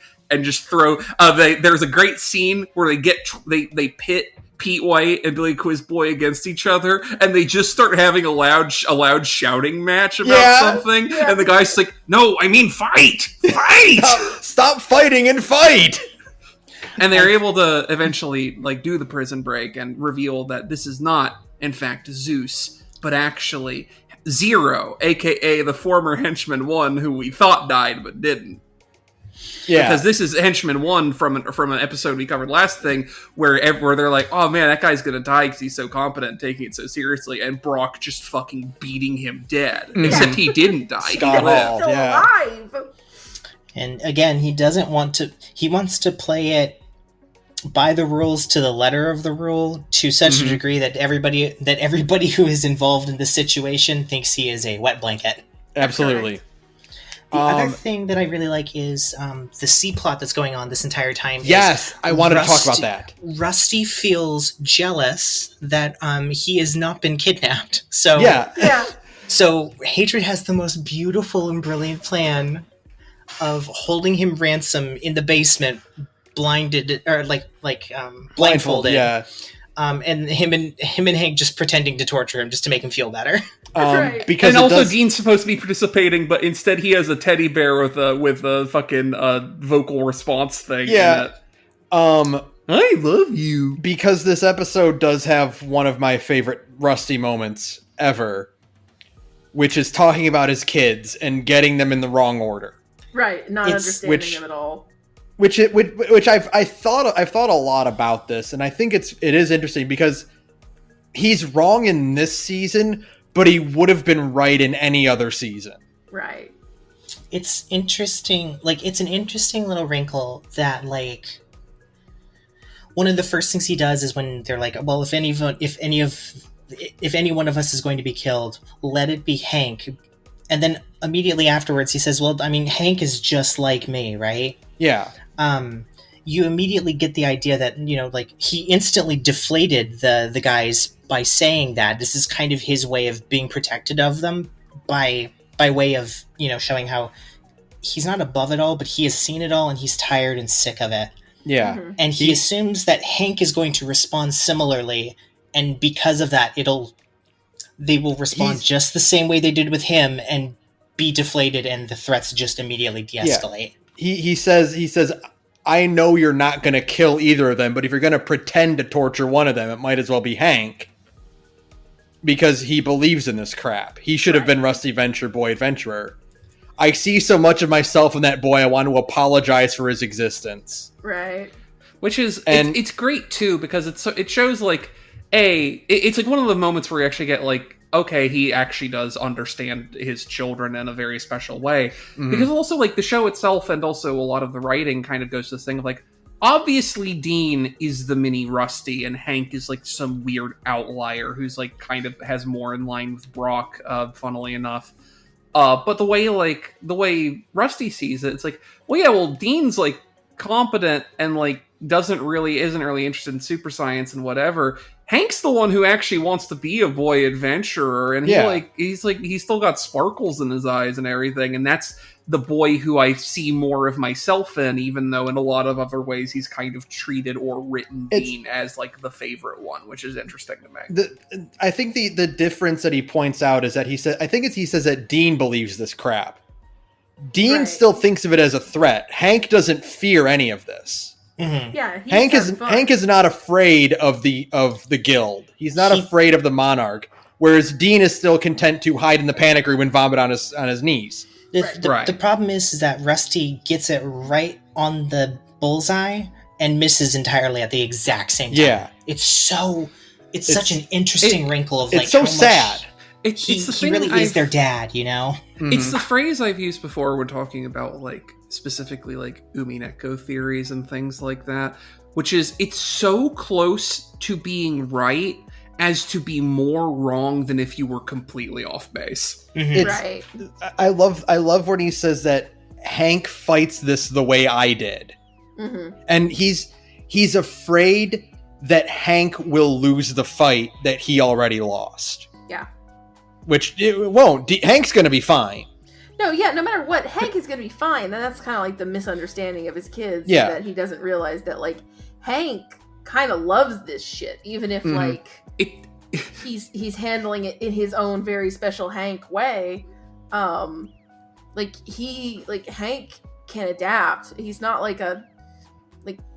he isn't a fulcrum around, like, which stuff happens to him, which is, I think, what Public and Hammer have called Dean. Mm-hmm. Yeah, it's one of my favorite things they mention in that book that Steak Bentley talks a bit about in his video, where they're like, yeah, whatever else hypothetically happens in the canon of the Venture Brothers, Hank is going to make it to Mars one day. Yeah. Oh yeah.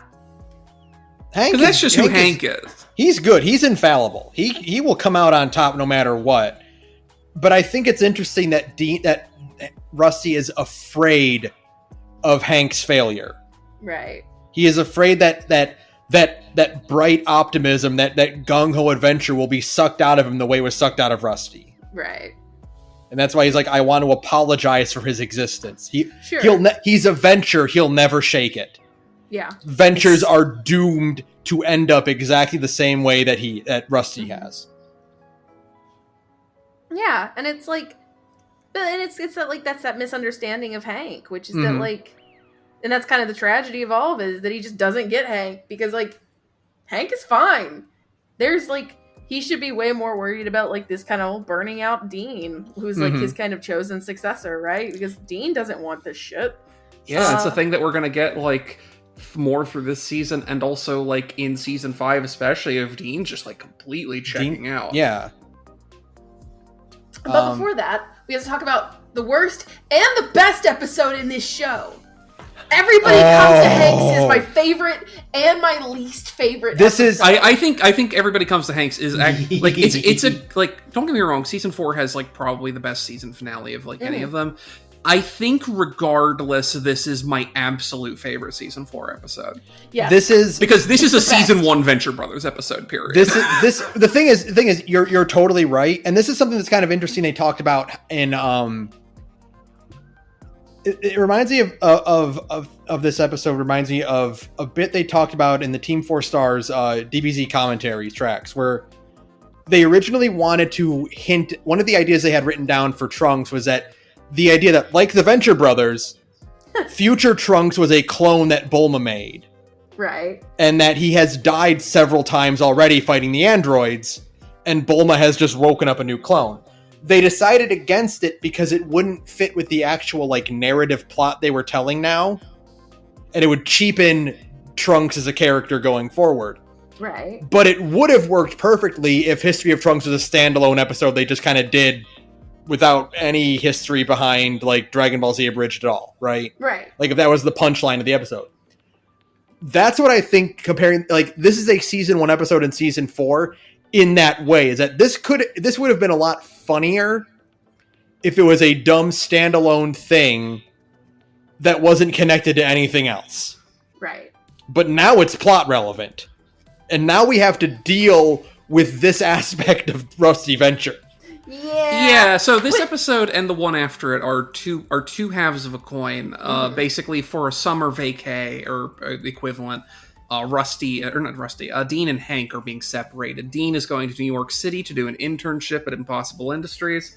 Hank is staying at the compound and I think on command of his father, trying to fucking find a way to make money. Right. Hank's original idea is to start Hank's, which is a Hanko.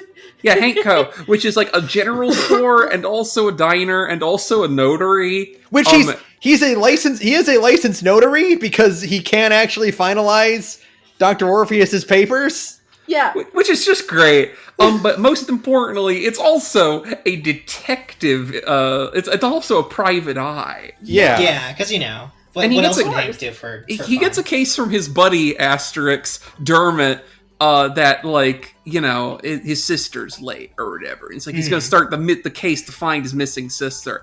Several hours pass. She shows up. He goes home, and it's fine. But he's still on the case to find the missing sister, which everyone is extremely confused about. Yeah. This entire time, he's wearing a fedora and like a big flat tie and whatever, and he's talking like he's in a noir, and everyone's very confused about it Because he's really cool while doing it. Except for Hal. But he does also, while in this mode, successfully flirt with Dermot's older sister, which is great for him because it means that Hank's got a little bit of Riz going. He does have that. He has Riz. He's got that spark. And there's like a whole plot here that I'm not going to get into the minutia of, but does end up in him going to I believe it's a trailer that they live at. Yeah, and, you know, talking up Nikki, the older sister, and they absolutely fuck. They do. They definitely fuck. Which is great for Hank, because his Riz is such that he has finally managed to lose his virginity. And then he finds out the horrible, horrible truth. Now, I think it's interesting because, like, one of the cool wrinkles about this plot is that Al is playing along because he's bored and Hank is fun. Right. And, like, at the end, like, he talked, like Orpheus is like, you've been hanging around Hank for a lot recently, and Al's like, kid knows how to have fun. We're playing detectives and we're doing this fun little thing, and he asks the bewitched question. Yeah. should you use your powers to help people, even if it's like kind of cheating in a way? And then Orpheus goes in that great bit where he's like, I would blind their neighbor and turn her mom into a frog. Yeah. I just love the moment of Orpheus losing his cool and living out vocally his extremely well-developed fantasies for how he would exact revenge on sitcom characters. He has watched that entire show like 6 or 7 times. Oh, it's training material. He has made 15-paragraph-long live journal posts about that specific episode. He has gotten Colonel Gentleman angry because he put up his blog post before Colonel Gentleman could talk about his. Oh my god, I wish we got an episode where those two had a fucking interact. Well, I guess we kind of do, don't we? A little bit, yeah. A little bit, a very little bit, in the episode where he predicts Action Man's stroke. Yeah. But we get to the truth of what happened with the Fictal family. See, and that's when it's like, this is the best episode because it's like, it's the best Hank episode. Okay, well, it's one of the best Hank episodes because Hank is my sweet baby boy and I love him. Correct. But it's like the episode was like, oh well, Hank is insane. Hank can just like put on another personality like a hat and just kind of roll with it, right? And he's got Riz, and he's cool, and he's funny, and everybody loves Hank, right? It's like, oh, this is the best episode ever, and then the episode ends, and you're like, no. Yeah. So the thing is, Rusty! Nikki Fichtel, when she was younger, was the president of the Rusty Venture fan club. Now, Rusty Venture does what Rusty Venture does, and he goes and fucks that. Right. And she has a baby. And that baby is Dermot. Who, they agreed after Rusty paid her mom an insane amount of money for Hush Hush that the mom was going to raise Dermot like Dermot was her child. To keep up image for Nikki, which is, you know, a very brave thing for her to do. Yes. Frankly. It is the most difficult way you could resolve that is the fairest to the people who didn't do anything wrong. But also Hank finds this out after he had sex with Nikki, realizing that he's just kind of fucked, like, I guess you could make an argument that she's like a stepmom relationally. Kinda, yeah. Right, because she's his half brother's mother. And just as importantly, Nikki herself is kind of a little bit rancid because she did not learn her lesson, and she wants to fuck that because she reminds Hank reminds her. Right. Now the shoe is on the other foot because again, Hank is not 18. Right. Well, also, and here's the other thing: is that she was a minor when this happened, because I think they specifically use the term, you know, she's 15. She's 15. Yeah, she's statutory rape, but like she is at least like she is like at least 33 or 34 years old in this chronology here, and it's like, lady. Now, in Rusty's defense, asterisk. That's correct. She did lie. He didn't know. She know. said she was 20. He didn't know. He did not intentionally fuck a 15-year-old. However, it's still the president of the Rusty Venture Club. Yeah. You shithead. He's still a shithead is the important part. And tragically, and this is the greatest punchline of this, Hank, having learned this horrible truth, has to go get his memory wiped because he can't bear to contain the knowledge that he fucked his half mom or whatever. But he also very intelligently leaves a message recorded on his little view watch where he's like, yeah, dude, so I had to get my memory wiped, but here's the thing, you 100% had sex. Yeah. And it's like, and so you just see Rusty watching this, and he's like, or you just see Hank watching this, and he's like, oh, hell yeah. Yeah. He describes it as naked skydiving into a pile of whipped cream. My favorite part about that is that Hank's particular insanity is such that he is able to perceive in the future how his normal personality would react to him saying this, and have a whole fucking one-sided conversation with himself. Yeah.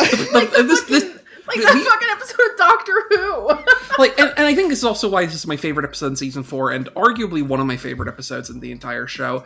This is where you realize fully, if you hadn't already caught it, Hank Venture is just the best character in the show. Yeah. Hank Venture is one of the few characters in the show who could carry a series by himself.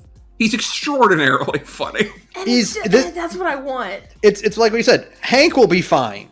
Oh yeah. No matter what, Hank is going to be fine. Dean is almost certainly doomed to become Rusty Venture too. Right. Hank will be fine. I have thoughts about that. We'll talk about that in the second and third episode because that's where it becomes relevant. But right. Yeah, Hank will be fine. No matter what position in life, no matter where life takes him, Hank will be fine. Yeah, no matter what position Nikki put him in, Hank's fine. The second half of this duology is called Bright Lights Dean City. And this is also a pretty decent bottle episode. Not as soul-defining, but still pretty good. Which is about Dean's half of this exchange, which is his internship with Impossible Industries in New York City. So there's like an A, B, and C plot happening here, where it's like there's the internship with Impossible Industries, but at this point, Impossible Industries is also kind of Richard Impossible's cover for the newly formed Revenge Society, and they're like trying out for new members, which is also where we get the incredible meeting of Scare Bear, which I think is worth shouting out because he'll show up later in a couple of varied ways. Scare Bear is extremely good. I do love a good failure montage. I do love just the montage of failed interview. That's such a good gag in anything that it shows up in. The references are all immaculate. I loved that they, one, did a Lady Hawk reference, and then two, right when you forgot about it, did the rest of the Lady Hawk reference joke. Yeah, it's so fucking funny. Because she's a partner with Lady Hawk is a partner with Lyndon B. Johnson. Yeah. And they wear form into animals and then back at the humans at opposite times of day. Mm-hmm. So you see her hanging around with a little bee, and then later on we get a shot of Lyndon B. Johnson with a hawk. Yeah. Everyone should watch that movie. No reason. I like that movie. We get Mr. Polygamy with his wives, Mrs. Polygamy, Mrs. Polygamy, Mrs. Polygamy, and Mrs. Polygamy. That's correct. We also get Brick Frog. Brick Frog. The evergreen Brick Frog. His two skills are brick throwing and frog being. It's also one of my favorite jokes that doesn't show up in enough things, but I love it, with Scare Bear, in which they are just afraid of a guy with a knife. A guy in a weird costume with a knife, and he just sort of stands there and looks menacing. And it's my favorite. It's one of my favorite jokes ever that doesn't show up nearly enough. But like characters who shouldn't, by all means, be afraid of something mundane, like a guy pulling a gun. Mm-hmm. Like the idea of like there's an old comic where Ganondorf has a gun and fighting Link and drops it, and it just starts shooting bullets everywhere, and both of them are panicking. My favorite part of Scare Bear is that Scare Bear is also a reference, not just to, Care Bears, but specifically to a piece of photo art from like the 50s, I think, that is just a photo of this kind of creepy looking bear costume standing in the middle of the street. And Public and Hammer looked at that and like, yeah, we're turning that into a character. Yeah. My favorite line in that bit is, "Oh, he's got a knife superpower." Yeah. And that's just like the C plot of this episode, because the A plot is like, Dean is here on a internship, and he's moved into a little brownstone apartment while he's doing this internship, but also his dad followed him because his dad earlier went to see a Broadway musical with Hatred. We got tickets to a Broadway show. Yeah, and he decides he wants to start a career making musicals, and he just sort of invites himself into living in Dean's brownstone, at which point they also meet Spider-Man, who's voiced by Nathan Fillion. The Brown Widow. The Brown Widow, who has a realistic butt squirter, and he's so taken with Rusty's terrible songs, and he joins him for singing because he has made up his mind to be the Rusty Venture in this musical. There's so many moving parts to these two episodes, because there is also the D plot, which is the stinger of the Hank episode, has a Rusty Venture with hair show up out of a time portal. Yes. Which doesn't it doesn't get resolved, but it happens. We don't realize it immediately, but like 10 minutes into this episode is when Rusty mysteriously disappears and nobody knows what happened to him. Yeah, because Fat Chance falls on him. Yeah. Yeah, and like I think it's I believe it's this episode, the end of this episode, is that we get to see the Rusty coming out of the Venture again, and he's like, "This is what you get for trying to kill me and steal my life after I've written a successful musical." And then he steps back through the portal. Now here's the thing about this that I find very, very hilarious in retrospect. The successful Ventures has to be wearing a wig. Because going bald is genetic. It's hard-coded into being a clone. All clones will eventually go bald. That's why Ben had to splice monkey or baboon DNA. Well, yeah, I say that's the only reason that, and again, this is, oh my god, the spoilers for late thing. That's the reason why the Monarch still has hair. Yeah. Which is that he has 2% baboon DNA to combat the male pattern baldness. Well, there's also the distinct possibility, considering how successful he is, this might just be plugs. And He might They- have, they or could he might be- have cured. He might have cured male pattern baldness. They He's could be all- good plugs. he also could just be a successful super scientist, unlike Rusty.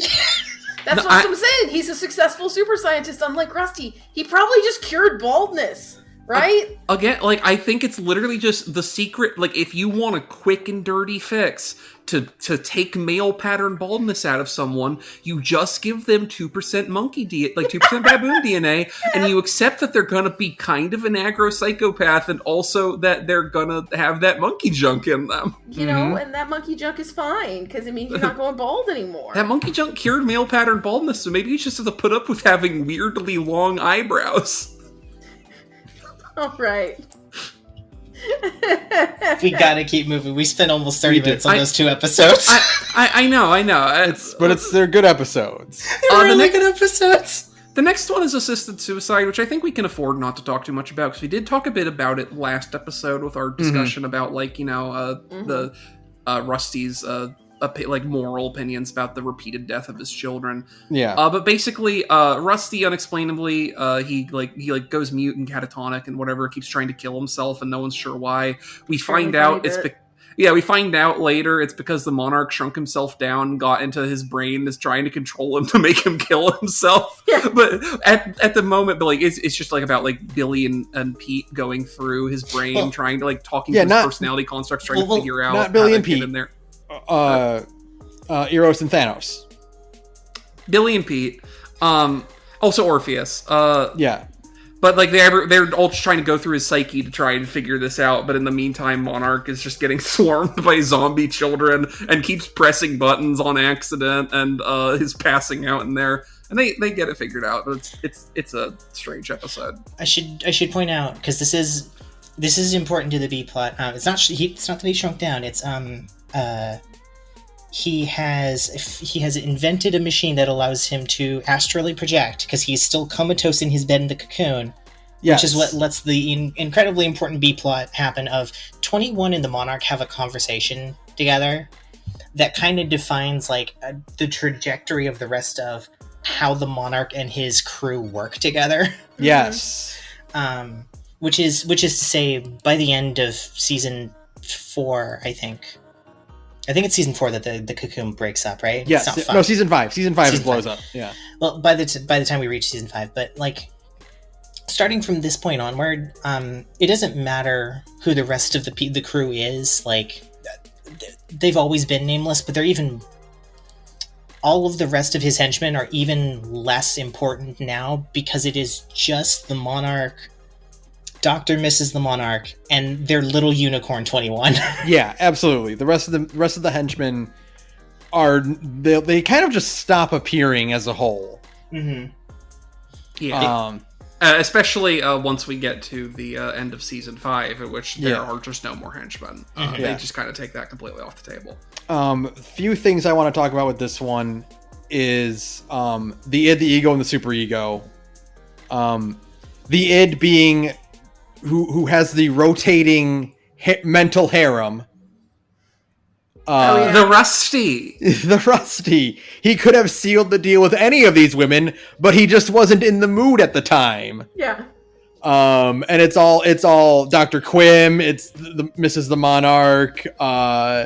Myra is in that group. I think like a customer support lady that he talked to. Yeah. Is in there. The ego being an old man version of Rusty, and the super ego being Jonas Venture with Rusty's head. Right. He also looks mysteriously like for whatever reason he looks mysteriously like as the super ego as what's the name of Astro Boy's dad? Dr. Fuji? I believe so. I- He's got a very strange wisp in his spit curl, and he has his goatee is shaped differently, so he just looks mysteriously like a ginger Mr. Fuji. Having watched Pluto this year, my god, the version of Rusty from the alternate universe who's based on Mr. Fuji, absolutely, like category 11 villain, like oh yeah. perfect. Fuji already kind of is, but that's neither here nor there. I will say, I do, like, completely unrelated to this episode because we bring it up. Y'all gotta watch Pluto. That shit's really good. I know. It's on the list. I feel like, Sarah, I think you are specifically also, like, because I know Oates does. But, like, I know you are also going to appreciate Dr. Fuji in that show. Oh, yeah, I can't wait. Like, it's absolutely... I'm aware. The B plot of this episode is hilarious. I'm gonna be honest, I actually don't remember the B plot for this episode. The rest of the gang trying to play football, and Dean sits in the black dirt. It's not Fuji. It's Dr. Tenma is what it is. Excuse me, Tenma, thank you, Tenma. I'm thinking of his Dr. Pokemon legally distinct character. Yeah. But no, the Dean sits in the black dirt and gets ants on his ass. That's right, and we have to have Hatred like hosing him off at the very end of the episode. Yeah, and we also get another great Rusty moment of Hatred and Brock arguing over whose responsibility the boys are. And Doc goes, "You're both wrong. They're my problem." Hank, he knows how to talk to them instantly. And it's the perfect thing of Dad's home. Of Hank, stop laughing at your brother. Dean, go get in the shower. The rest of you go do something. I don't know. I don't care. I have a huge headache. And also, he says this while dragging his dialysis machine behind him. Mm-hmm. The weird like army surplus heart monitor thing that was strapped to him. And then he tells the really great story in the Stinger of his 16th birthday. The shrink machine. That is it in the Stinger. Yeah. Tells Hank about the time. Nightmare. Yeah, Hank about the time that his 16th birthday, where the Action Man and Colonel Gentleman pulled the shorts down and shot him with a shrink ray after inviting, he says, some models and I think actual prostitutes. Which comes back later in a funny way. I think a lot about how there is a heavy implication that nobody ever bothered to regrow him back, which explains a lot of things about Rusty Venture and his very obvious inferiority complex. Mm-hmm. Well, he's had that shrink ray for he's God had the knows time to put it back to normal. Yeah, he probably unshrinked his dink. There's probably an episode that we didn't get to see where he unshrinked his dink too much and it became created an issue. Here's my argument. He would still not look at the cons in that situation. No, I think there's definitely a moment that we don't talk about with Rusty where he has tried for a long time to have a slightly bigger than average dick. Mm-hmm. And it started causing too many problems and he quietly set it back to normal. No, I think what it is Brock, without telling him, set it back to normal and convinced him he was hallucinating because he made it so big that he'd keep having syncope while he was walking around, just fall over and crack his head on the tile. I think even better is that Brock just told him to not put it back to normal. He heard the shrink ray go off and said, "Put it back." Listen, man, it's not about the size of the boat. It's about the motion of the ocean. Yeah, that's easy for you to say. Yeah, it is. Brock just looking at him for a minute and saying, I don't know. I kind of preferred it's fine. We've seen the tent he pitches when he couldn't bang Molotov. All I'm saying is, like, it might be more convenient to have less going on down there sometimes, I'd have a wider selection of jeans I could put on. I just love the idea of Brock gently implying that, he kind of prefers it a little bit smaller, and Rusty just thinking about it for like 3 minutes before going like, you know what, you're right. Again, never beating the allegations. Can we get the season 9 episode where Brock gets a dick reduction surgery? No, I'm not trying to remove it. I'm just trying to, like, get a couple inches off. Keep me humble. I also love the bit where where Brock says that Doc can't commit suicide in his car because it's an electric engine now. Yeah. Nobody's gonna road flare their brains. Come on. Oh my All right, we have to keep moving so we can finish this episode at some point in my human lifetime. Next one is Silent Partners. This is another extension of the Monstroso series of Subplot. intrigue episodes. I don't really think there's much to say about it, except I do really enjoy the scene where they do the Francis Ford Coppola Dracula reference, where Billy's getting seduced by 3 prostitutes that he thinks are vampires. And he gets really confused about Monstroso's whole shtick. Like, I thought you were trying to turn me into a vampire. And he's like, Billy, they're prostitutes. They would have told you they were anything. And I also, but like, and it totally makes sense because Monstroso keeps talking about immortality. Yeah. We were just trying this whole time. And he's just trying, and like what it was is that he, so the whole intrigue here thing is, because it will come up again later, even though I don't want to like spend too long on it. The whole thing is that King Gorilla made a deal with these investors, and they got his heart when he died, because Monstroso needs a replacement heart, and King Gorilla's is both appropriately sized and relatively healthy, because that's also Mega Baboon. Because it's also just when you're a guy of that size. That's just the thing that you have to worry about, is your heart exploding under the stress of moving your body around. Yeah. Correct. Which we saw with, or we will see with Humongoloid next season. Yeah. And so that happens. And this is mostly setting up for the season 4 finale, which we're about to get to, and like some stuff that's going to happen at the end of season 5 or the beginning of season 5 or something like that. So the next episode, just moving right along. Real quick, I want to talk about 2 scenes in this. One is when Shoreleave and Brock are both confront the investors at opposite sides, and Shoreleave thinks they're just throwing knives out of their stomach, and and Brock thinks they're shooting bullets out of their packs. And they have that bit like, magic guys, that sucks. That sucks, yeah. This is such a good episode for like Brock and Shoreleave goofing off together, right? Oh my god, it is freezing in here. Oh my god, it is freezing! Genital formal wear.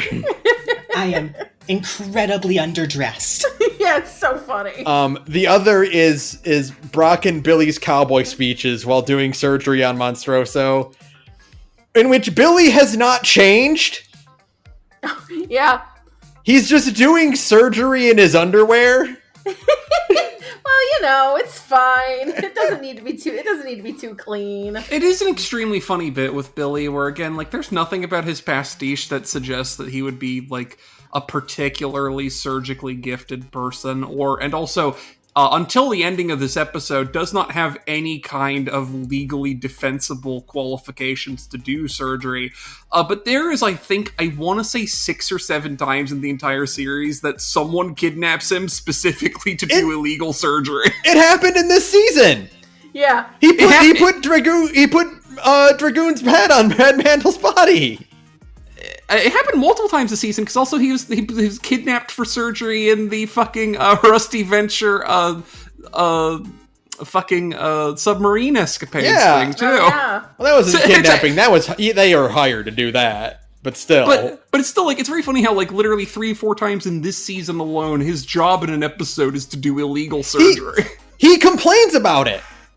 He complains about getting kidnapped constantly to do illegal surgeries. And that's why part of, and this is like my other funny bit, is that his reward for helping in this is just like a completely legitimate license to do surgery. Yeah. It's just to be like, to actually have his college degree so he can just be a doctor, like, legitimately.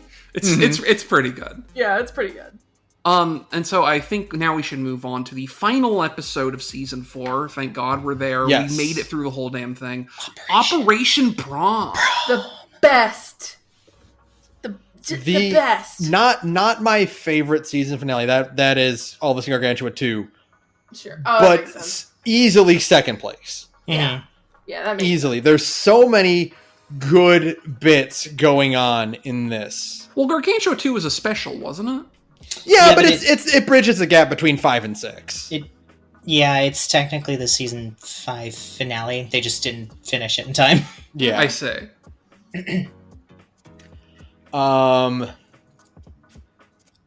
God, there's just so much. There's so much. Because I think love this is episode. a longer than standard episode. It's a 45-minute episode, yeah. Yeah, this is only listed as one episode, but this is like a double length episode. So, Yeah. I have a question before we get too deep into Operation Prom. Since they never actually gave a proper answer, it's just everybody having their own opinion on it. What do you think the Rusty Venture actually is? I think Brock is right. I think Brock is right.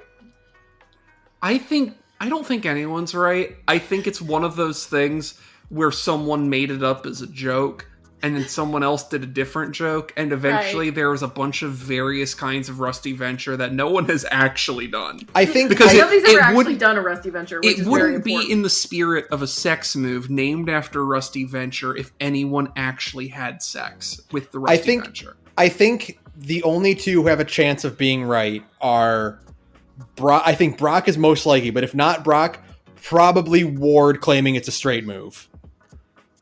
Oh, yeah. I would believe that. I would believe Ward claiming it's a straight The move. description of Ward's description of it feels the most vulgar and crass that would suit Rusty Venture. The other reason I think it might be Ward's, because I'm throwing my head in for that one, is the fact that he describes no. There's a reason why it's a Rusty and a Venture. It's actually it's a double entendre. Also, isn't that the one that Triana confirms as well? Or she mentions a similar act, because that's why Dean gets mad at her. Oh.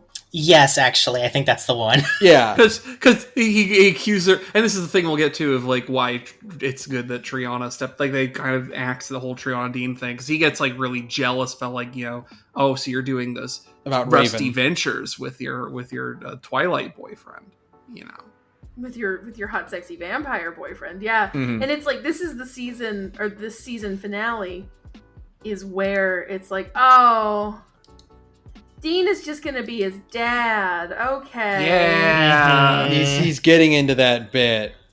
And he's gotta get out quickly. He's going on incel rants like 9S could never imagine. Ugh. So true. He's so jealous. This- It's oh. This is the episode that I was most afraid of watching because of the Dean subplot. Uh-huh. Because watching it is just so uncomfortable to me. It's so Yeah, because painful. it's one of the rare situations where it's the problem is it's a degree of bitterness and cruelty manifesting in this boy's heart that it stops even being funny. You just go, Yeah. Dean, It's come like, on, buddy, man. no, It's not- come it's not- on. It's not based off of his ignorance or his spontaneity or his panicking. He's just being bitter and jealous. He's bitter and jealous, and he's expressing an inferiority complex because again he is becoming Rusty Mark II. Mhm. Yeah.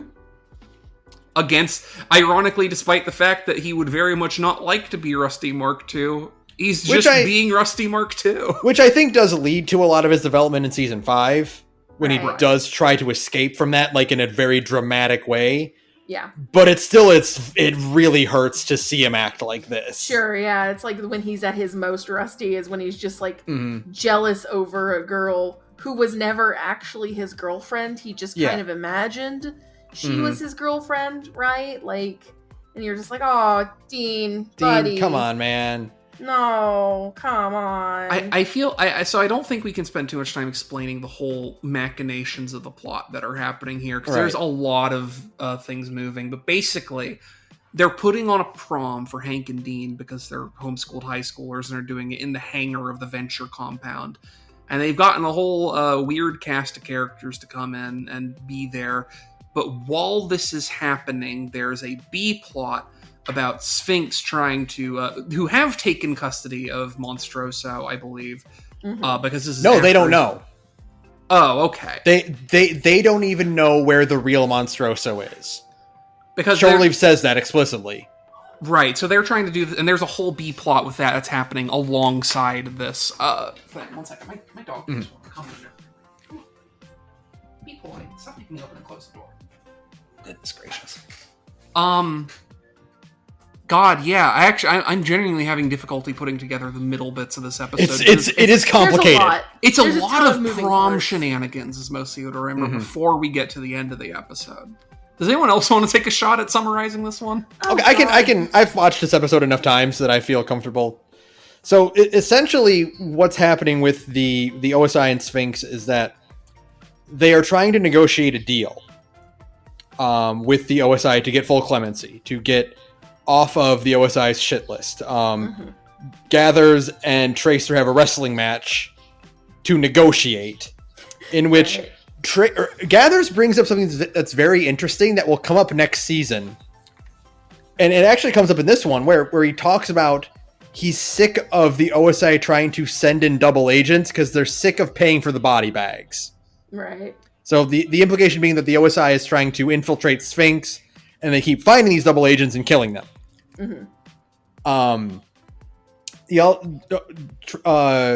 There's also says that the OSI can have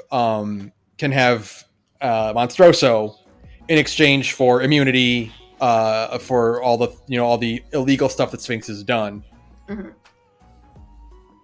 And then it's revealed. So they have a Monstroso in the Sphinx jet.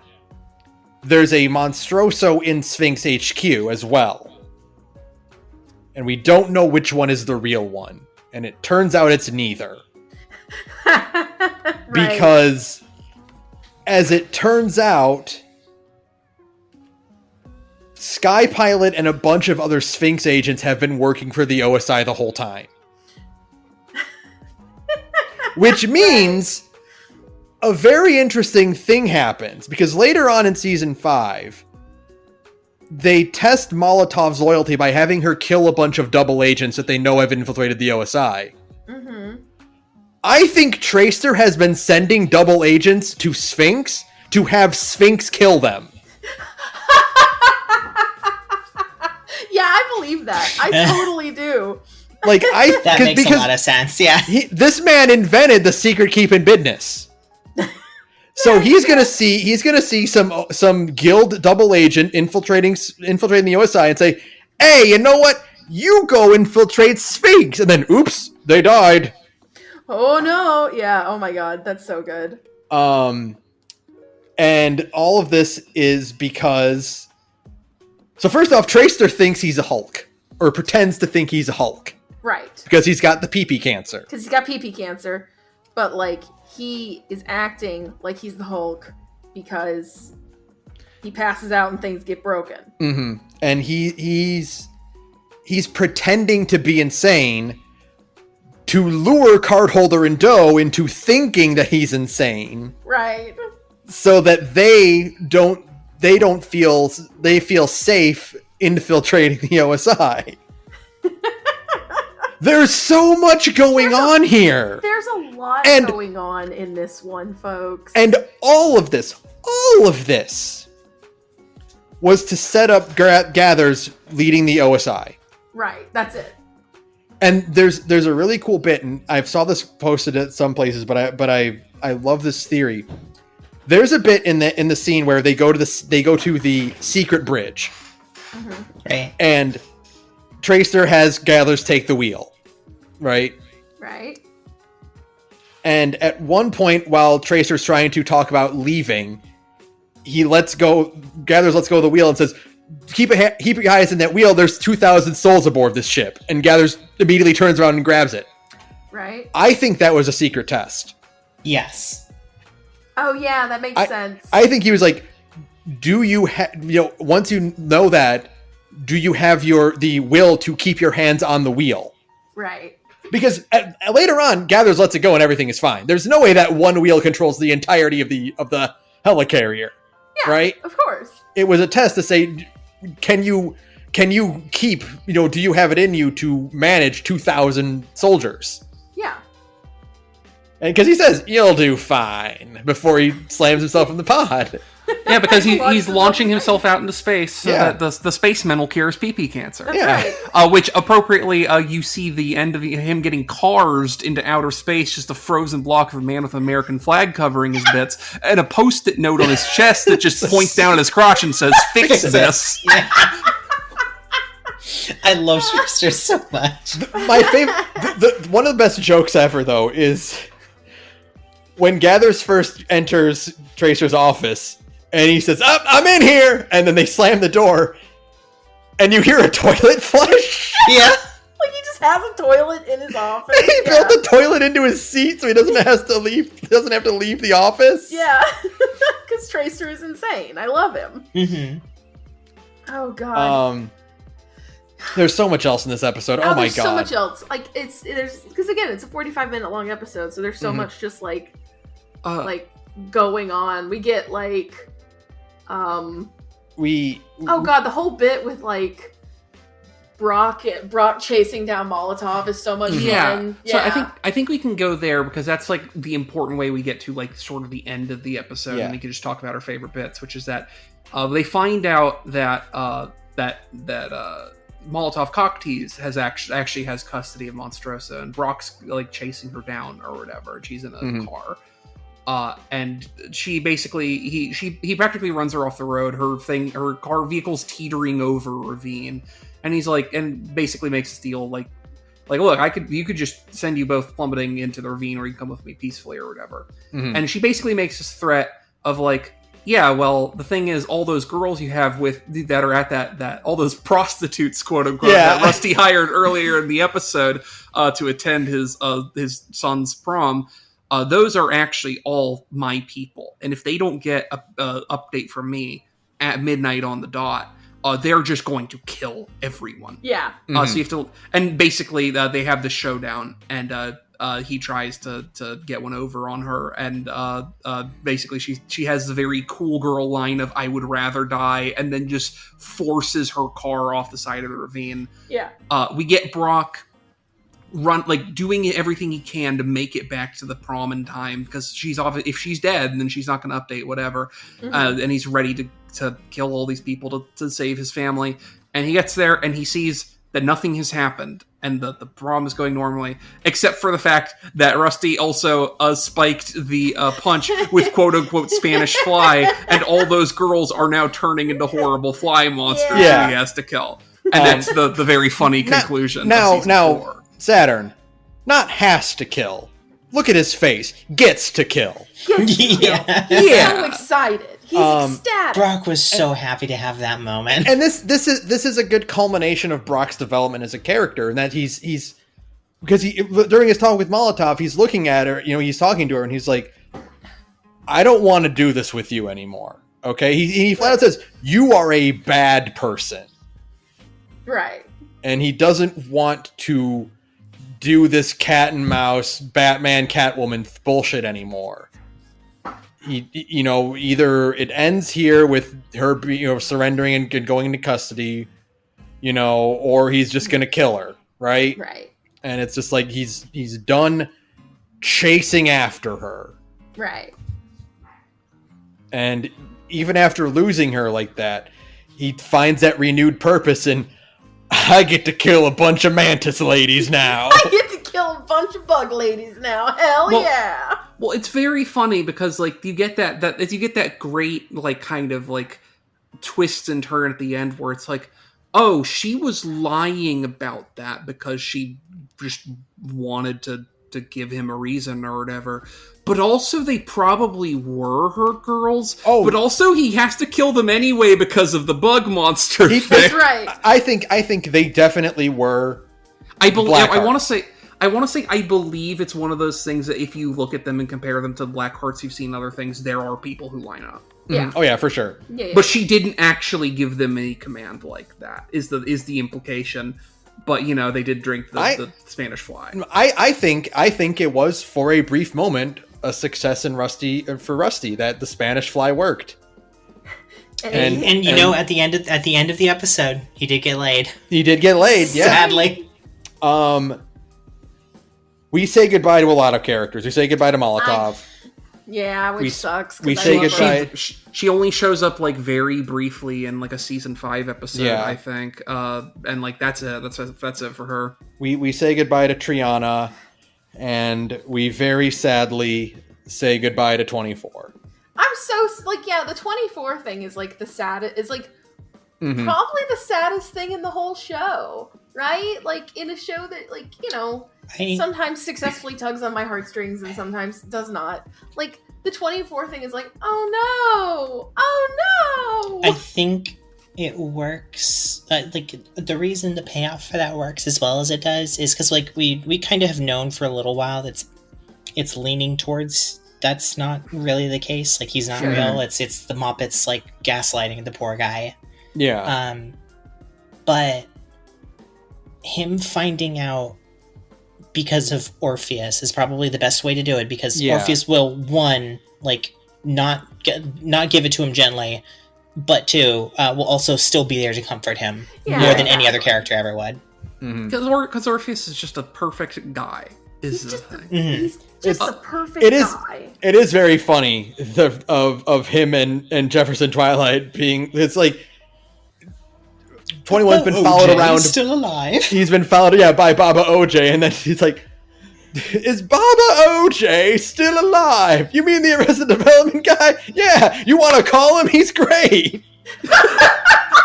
or Jefferson Twilight knows him. The bit so where Orpheus calls out to Jefferson, and he's like, "Hey, she's from the South Side. We were almost neighbors." And Orpheus goes, "Capital." Oh yeah, it's so good. I like the quick cutaway gag of when Brock bursts into the facility, into the hangar, and everyone's dancing. Pete's getting a blowjob behind the DJ booth. That's right.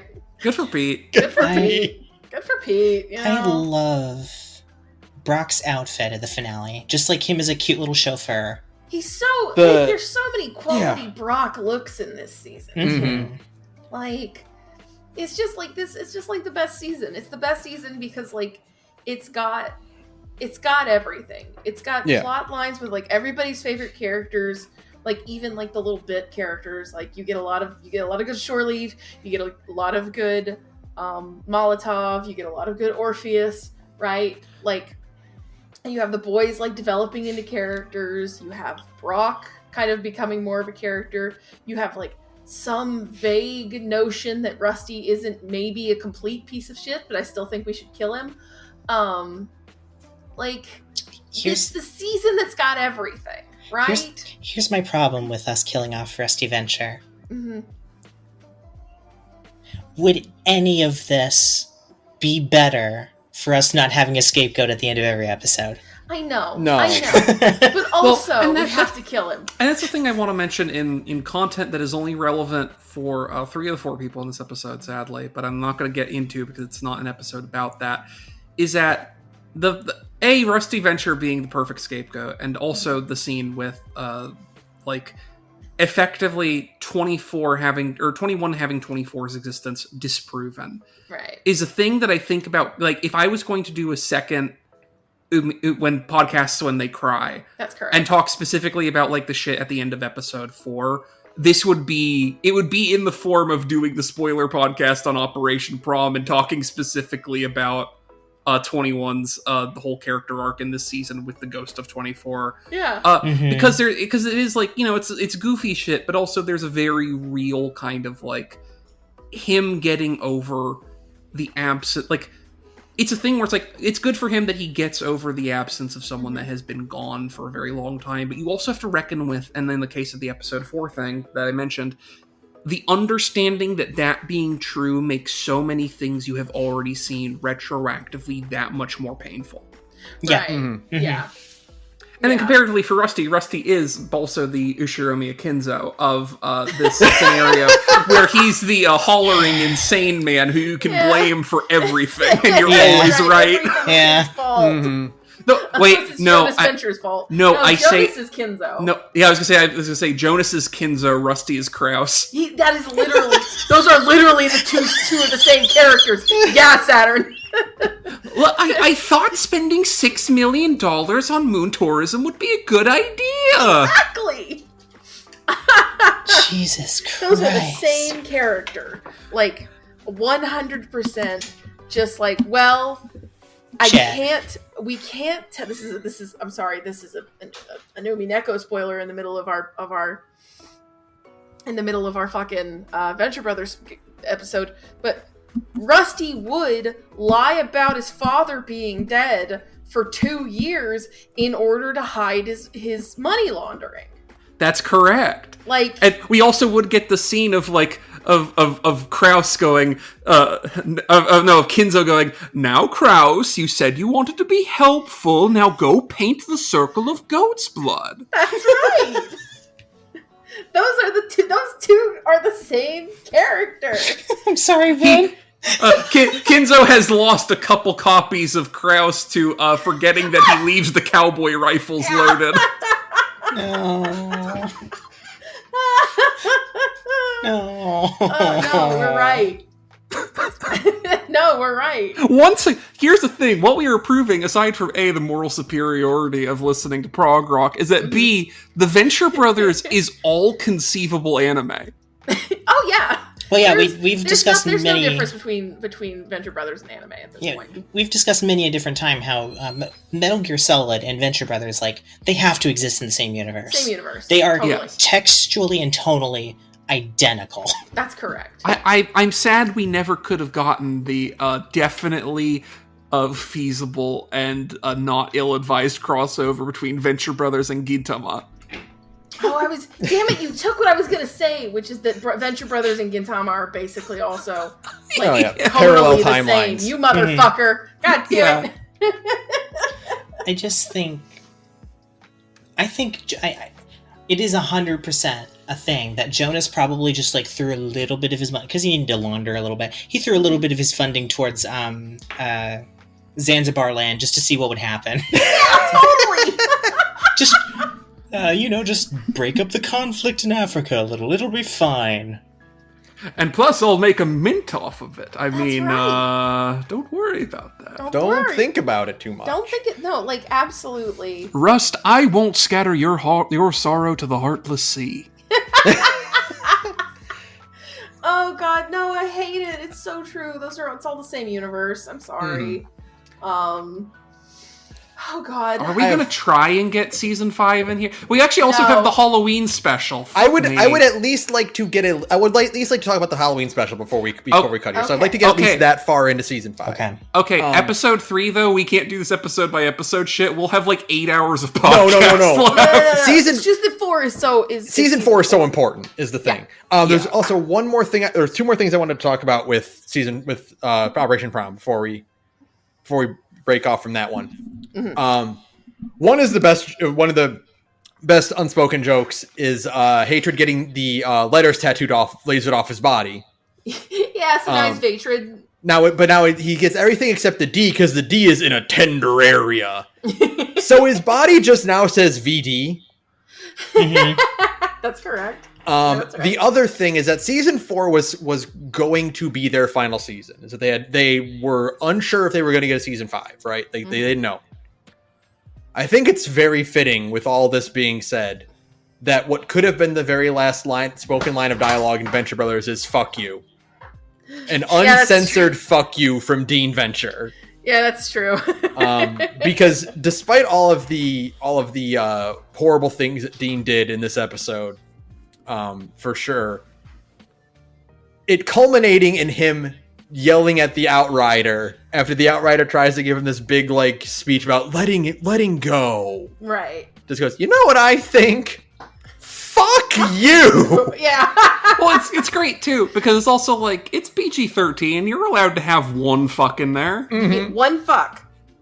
Which is why the intro of season 5, when the Outrider drops him off at home and he's like, I believe I said I wanted to speak to your father. And I believe I told you to go fuck yourself. Yeah. Well, because I think season 5, though, is also... Isn't that the one where they start going on HBO? No. No, that's it's still Adult Swim. 7. It's just 7, yeah. Yeah. It's just that I did learn that like the Blu-rays and stuff, they are all uncensored. Like Yeah. like, There's tons of unedited drawings of dicks. Yeah, there's a lot of there's pieces. tons of just dicks just flopping around on the DVDs and stuff. Yeah. It's a great quality of the Steak Bentley episode where he complains about like showing a cut from a later season of Brock just running a guy's head through the sword. Like, yeah, it's gonna get my YouTube clip demonetized. And at that point, he's already shown like 2 or 3 different clips that just have uncensored dicks in them. Yeah. That's right. Listen. Seeing Rusty's dick is not a sexual experience. So No, but we see, In fact, but it we makes see me wanna hate. have sex even less than I ever possibly could. My God. But we see hatreds, and unlike Rusty, we know where hatreds has been. And that's why his name is now VD. Oh God, I get it. There you go. Thank you. I get it. So just a brief peek into season 5.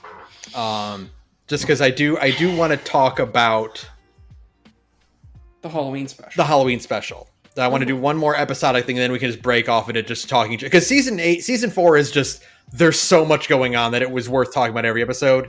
Mm-hmm. But the Halloween special is probably my favorite episode in the series, actually. Oh, really? I think we get so much development with Dean. We get a lot of really good moments with every character that appears in it. And I love Halloween in general. Of course. So Of course. Yeah, I'm biased in there. We also get to meet Ben, who is one of my favorite characters in the series. I can't imagine why. Yeah, because he's J.K. Simmons. Because he's J.K. Simmons, yeah. And So he happens to share my name. That's not really He's got important. your name, and he's also voiced by J. Jonah Jameson. I can't imagine why he's one of Ben's favorite characters. Ben doesn't have a bias.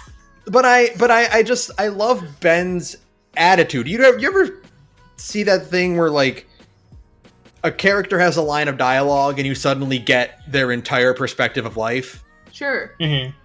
For me with Ben, that was when he's giving Dean's diagnosis. Mm-hmm. And he talks about how he's going to have eyesight problems in the future, and then says, but you'll probably look good in some Buddy Holly glasses or something. Right. And that's when I was like, it clicked, and it's like, oh, this is that kind of character. Right. He's gonna diagnose you, but then he's gonna say, well, don't worry about it. You'll be able to deal with it.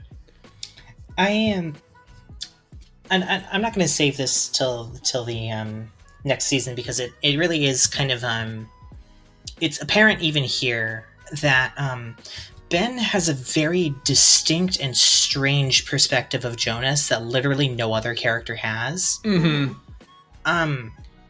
That genuinely leads me to believe that he is kind of like the Revolver Ocelot to Jonas's Big Boss, where he's just enamored with this character. I actually think that if anybody, because like we've and this will come up more next episode of this podcast too, is that it seems like there should be another Jonas. And we don't know Ben's last name. I am pretty sure Ben is actually a Venture brother. Oh, you think he is Jonas's twin? Yeah, absolutely. I could see that. He lives on the property. He collects all the memorabilia. He's red. He's got red hair. Like, he's very invested in the well-being of Hank and Dean beyond like literally anyone else in their life, including their own father. And That's all he talks about is how he refers to Jonas as your grandpap, and he's like kind of the way that Hank and Dean are so opposite at this point in the series now, and like how like the Monarch and Rusty and JJ are all very opposite of one another.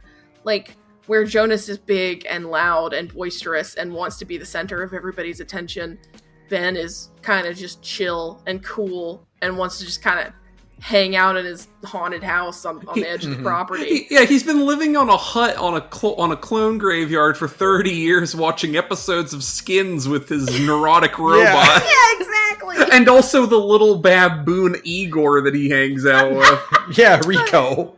So yeah, I think he Rico, might be a Venture. I think he might be a Venture. That's why he's so like he knows so much and he's so chill and cool. I could see that. Rico, we do not sniff balls. I love how we learn. I love watching this series over again, knowing what Rico is. Oh, I know, right? Yeah.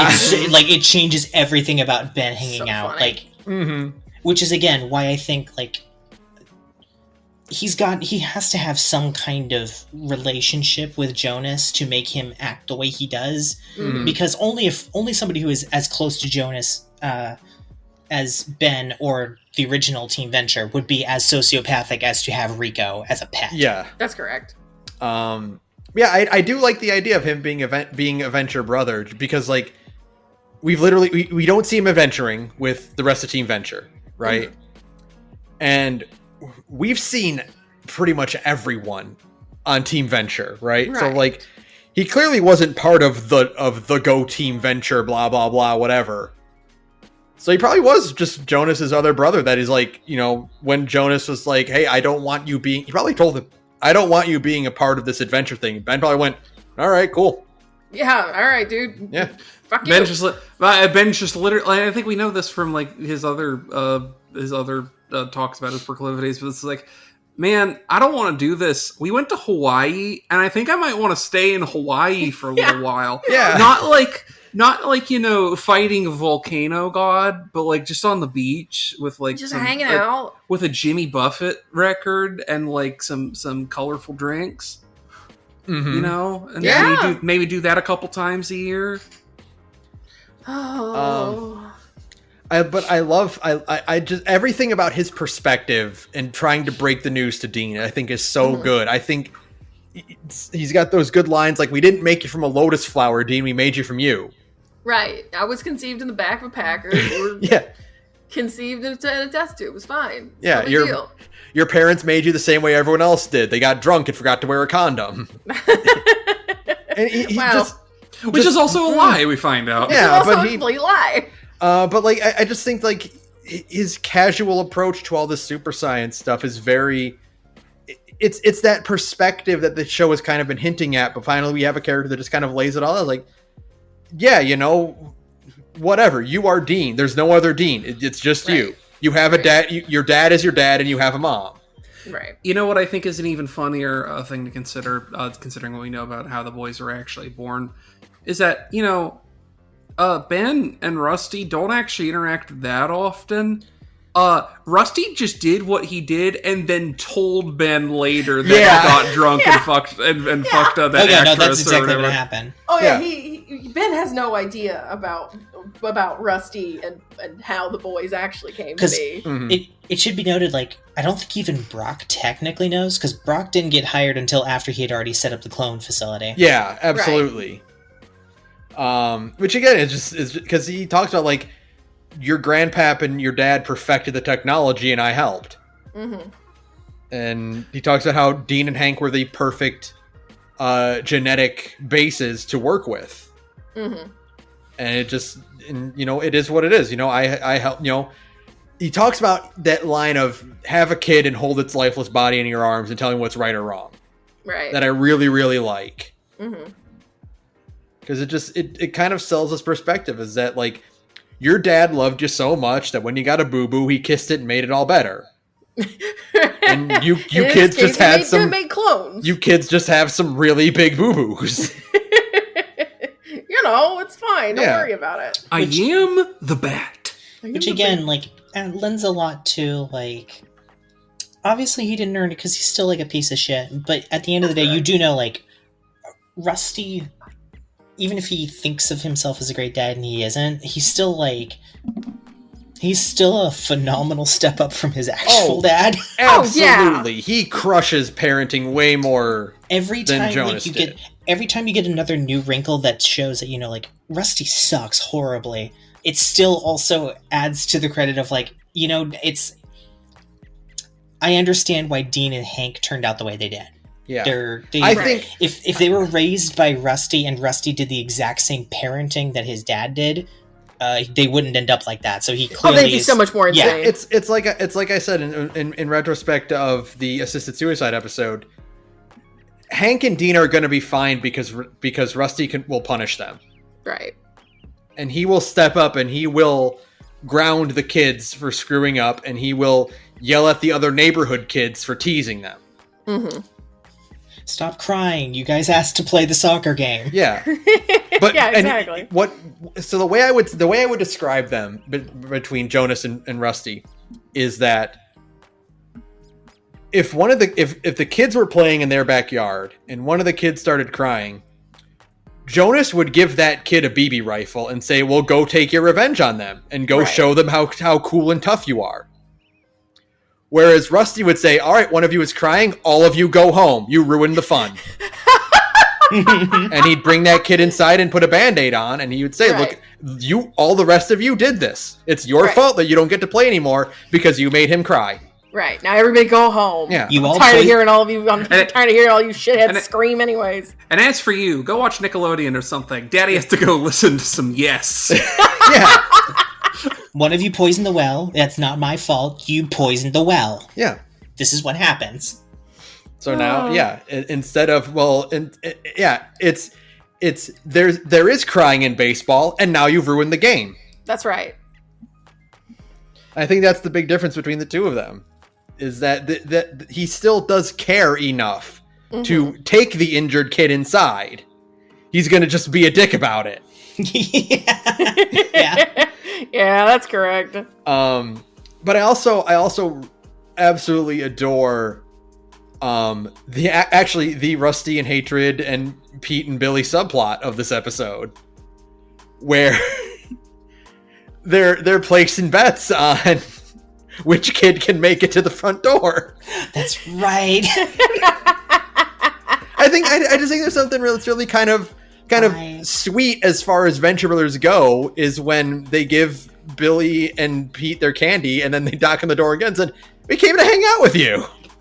It does genuinely tickle me that, like, it shows how Hatred himself has also come a long way as a character, that he's the one who gives out the candy to the kids and just, nods them off and lets them go off and do their thing. Yeah. Right. But also, like, congratulates them for making it that far. Yeah. He survived, yeah. It's like, I'm so proud of you kids. Also, the great bit where Rusty grouses at him about handing out king-size bars. And he's like, Rusty, they have to run through a laser gauntlet. They're getting the king-size bar. I also really like the bit with Orpheus and his little get-together, his party. Yeah. With the red mantle and Dragoon. Where they're all trying to do magic spells, and Red Mantle's trick is, I'm actually going to pull a rabbit out of the hat. No tricks. And Dragoon's is wearing blackface. Yeah. And he's like, look, I didn't understand what kind of costume party it was going to be. No, the line is, he had to tell him it was a costume party because he doesn't understand these magic gatherings. And Dragoon says, yes, I find those card games very confusing. I hate their asses so much. But and then eventually they decide to raise some zombies, and again, Orpheus has to be the dad. That's right. And scold them because there are kids running around tonight. It's Halloween. You can't raise an army of zombies. Mm-hmm. And then the master shows up as Santa Claus. And everyone's like, why are you Santa Claus? It's like, look, there's not any Halloween characters for me to be, okay? And the master has that great line where Orpheus is yelling at the partygoers, and he says, now, they didn't know Daddy's gun had bullets in it. Yeah. And it's great. It's great because of my love for Halloween, where the episode ends with, like, Halloween is just a magical time of year, and it shows the montage of the kids sitting around eating their candy, like the three that actually made it to the door. That's right. Dean and Dermot, or Hank and Dermot, like goofing off and talking about what the best part of Chex Mix is. That's right. I forgot the other little wrinkle of Hank dressed as a California grape. Yeah, he's wearing a garbage bag. Yeah. You get the great bit at the beginning of the episode where Dermot walks in and Hank is like, go outside and ring the doorbell. Yeah. That's right. Rusty just doing his dad shit Yeah. to Dermot, like, without even... It's like the only person who doesn't get like who Dermot doesn't get on his nerves. Well, right? also, I love it because it's very clearly him putting up a wall of like, I don't want you getting too familiar and comfortable around here because that makes me uncomfortable. Yeah. Because we didn't watch it, but there's like a short promo video for Shallow Gravy, right? That takes place between season 4 and season 5. It's a VH1 behind the music for Shallow Gravy. That's funny. Where Doc learns that Dermot's name is Dermot Fichtel, and he goes, "Fichtel? Oh shit!"